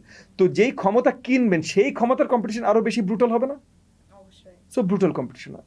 এই ব্রুটাল কম্পিটিশনে যে যেখানে যেই বস্তু ব্যবহার করতে পারে সেটাকে ব্যবহার করে, সেটা মাইনরিটি হোক, সেটা মেজরিটি হোক। আপনি দেখেন মেজরিটি, আপনি যে বলেন মাইনরিটি ব্যবহার, আপনি এই যে এই রীতিমতো গত কয়েক মাস ধরেই দেখেন প্রত্যেকটা জুম্মার পর কি হয়, লক্ষ লক্ষ জনতার মিছিল বেরোয় না এই ইস্যুতে, ইদার বাউল ইস্যু বা এই ইস্যু বা ওই ইস্যু একটা বানায় ফেলে, বের হয়। তো এটাকে মেজরিটিকে অ্যাবিউজ করা হচ্ছে না? সো ওই যে বেয়ার র ক্ষমতার লড়াইয়ে সবাই এই অ্যাবিউজের গেমগুলোতে চলে যায়, মাইনরিটি মেজরিটি যে জায়গায় যান না কেন। একটা এখানে আরেকটা জিনিস আসে, ভারতীয় মিডিয়াতে আমরা দুদিন পর পর দেখি যে তারা শিরোনামে নিউজ করে যে বাংলাদেশের সংখ্যালঘুদের উপরে নির্যাতন করা হচ্ছে। তো আপনি একজন রাজনীতিবিদ, আপনার অনেক জায়গাতে যাওয়া হয়, দেখা হয় আপনার, তো আসলে কি বাংলাদেশের সংখ্যালঘুদের উপরে নির্যাতন হয়, বা ভারতীয় যে প্রোপাগান্ডা এটা আসলে কতখানি লজিক্যাল? এখানে ফার্স্ট এন্ড ফরমোস্ট হলো, আপনি সত্যি কথা বলেছেন, ভারতীয় প্রোপাগান্ডা, এটা সত্যি না, এটা খবর না, এটা প্রোপাগান্ডা। সো এবং এই প্রোপাগান্ডা হচ্ছে, এটাও আমরা অনেক আগে থেকে জানি কেন হচ্ছে, গত 16 মাস ধরেই হচ্ছে, কিন্তু 5ই আগস্টের পর থেকে হচ্ছে। এবং হচ্ছে কেন? কারণ আওয়ামী লীগ সরকারের সাথে ভারতের একটা স্পেশাল সম্পর্ক ছিল, যেখানে আর কি ভারতের আধিপত্যবাদ ওয়াটনট এসব তৈরি হয়েছিল বাংলাদেশে। তো এত কিছুর পর হঠাৎ করে যখন ওটা হার মেনে পালিয়ে গেল, তখন ওই ভারতীয় মিডিয়া বা সরকার ব্যবস্থা সবার এই হারটা মেনে নেওয়া অত সহজ না বলে তারা এই প্রপাগান্ডা শুরু হয়েছে, এবং এই প্রপাগান্ডা তখন থেকে শক্তভাবে চলছে। আমরাও খুব শক্ত ফাইট দিয়েছি এই প্রপাগান্ডার বিরুদ্ধে, এটা সত্যি না, যদিও অন্তর্বর্তীকালীন সরকারের সাথে আমি নিজেও পার্সোনালি অনেকবার আলোচনা করেছি যে এটার বিরুদ্ধে শক্ত আরেকটা অ্যান্টাই প্রপাগান্ডা ফাইট দেওয়া দরকার। তারা দিয়েছে, বাট শক্ত কোনো ফাইট দেয় নাই। তো ওখানে আমাদের দুর্বলতা আছে। আবার একই সাথে দেশে এখন যেই লেভেলের অরাজকতা চলছে, যেটা আপনিও একবার দুই একবার পয়েন্ট আউট করেছেন, এখন যে লেভেলের অরাজকতা চলছে, তো ওই অরাজকতায় সবাই হার্ট হচ্ছে, আপনি সংখ্যালঘু হন মাইনরিটি সংখ্যাগরিষ্ঠ মেজরিটি হন, সবাই, হ্যাঁ সবাই সবাই hurt সবাই, হচ্ছে। হ্যাঁ। আবার কিছু জায়গায় টার্গেটই করা হচ্ছে, সন্ত্রাসবাদীরা বা সন্ত্রাসীরা টার্গেটই করছে এমনভাবে কিছু করতে যেন ওই যে সংখ্যালঘু ইস্যুটা আরেকটু বেজে ওঠে। হাইলাইট হয়ে যায়। হ্যাঁ, সো এরকম প্রচেষ্টাও চলছে। এই জায়গাগুলো থেকে আমাদের সবার সোচ্চার হওয়া দরকার। তবে জাতিগতভাবে বাংলাদেশে সংখ্যালঘুদের উপরে বড়ভাবে আক্রমণ রিসেন্ট পাস্টে হয়নি, হুম, এখনো হচ্ছে না। মানে জাতিগতভাবে, মানে আপনি একটা হুম। এলাকায় যাবেন, না সংখ্যালঘুদের আক্রমণ করে না, হুম, টার্গেটেড আপনার সন্ত্রাসীরা এরকম কিছু করছে, এবং করছেও ওই ইন্টেন্টটা নিয়ে, মানে ভারতীয় প্রপাগান্ডাতে আরো একটু আগুন। হাইলাইট করার আমরা দেখেছি যে হ্যাঁ। মন্দিরেও মন্দির পাহারা দিয়েছিল। সো মানে আমরা গণঅভ্যুত্থানের পরে। জাতিগতভাবে আমরা আপনার রেসিস্ট বা এরকম এক্সট্রিমিস্ট হার্ড রাইট বা এরকম কিছু জাতিগতভাবে আমরা না। সো জাতিগতভাবে সংখ্যালঘুদের উপর আক্রমণ, এটা আসলে সত্যি না, এটা পুরোপুরি ভুল ইনফরমেশন। এগেন দুটো জিনিস হচ্ছে, একটা হলো ওভারঅল অরাজকতা বেড়েছে, সেটা সংখ্যাগরিষ্ঠ আর সংখ্যালঘু যাই বলেন না কেন, হ্যাঁ। আর দ্বিতীয় একটা টার্গেটেড কিছু সন্ত্রাসীরা কিছু সংখ্যালঘুদের উপর আক্রমণ চেষ্টা করছে। এটা এই যে ওই যে ভারতীয় যে প্রপাগান্ডা, ওইটাতেই আরো বাতাস দেওয়ার জন্য। সো এই দুটো ঘটনার জন্য আর কি হয়তো কিছু আলোচনা আসতে পারে, বাট জাতিগতভাবে না, জাতিগতভাবে আমাদের এখানে এই ঝামেলাটা নাই, যেটা ভারতের অনেক জায়গায় আছে, আমাদের দেশে অ্যাকচুয়ালি আল্লাহর অশেষ রহমতে এখন পর্যন্ত আমাদের দেশে নাই। ধন্যবাদ। আমরা সবাই চাই যে আগামী বাংলাদেশটাকে সুন্দরভাবে দেখতে, এবং আজকে আপনি আমাদের এখানেই কথা দিয়ে যাবেন যে বাংলাদেশের গণতন্ত্রে সামনেও জবাবদিহিতা থাকবে। আমি এতখানি কথা দিয়ে যেতে পারি যে আমি যেখানেই কাজ করছি, যেখানেই কাজ করব, আমার শক্ত প্রচেষ্টা, আনডাইং প্রচেষ্টা থাকবে যে বাংলাদেশের গণতন্ত্র যেন স্টেবল থাকে, স্থিতিশীল থাকে, এবং এই গণতন্ত্রের ভেতরে যেন সবসময় জবাবদিহিতা থাকে। এটা আমার শক্ত প্রচেষ্টা থাকবে। ধন্যবাদ ববি হাজির ভাই, আমাদের আজকে জিপিআর টক্সে সময় দেওয়ার জন্য। পরিবর্তনের যে স্বপ্ন আপনি দেখছেন তা যেন বাস্তবে রূপ নেয়, আমাদের সেই দোয়াই থাকবে। জি, আপনাদেরকে অসংখ্য ধন্যবাদ। আগামী সম্ভাবনাময় বাংলাদেশে আমরা অবশ্যই চাইবো যে গণতন্ত্রের জন্য জবাবদিহিতা থাকে, এবং তার জন্যই আমরা আরও নতুন কাউকে নিয়ে আসবো নতুন কোনো কিছু শোনার জন্য। সেই পর্যন্ত আপনারা জিপিআর টক্সের সাথেই থাকুন, ভালো থাকুন।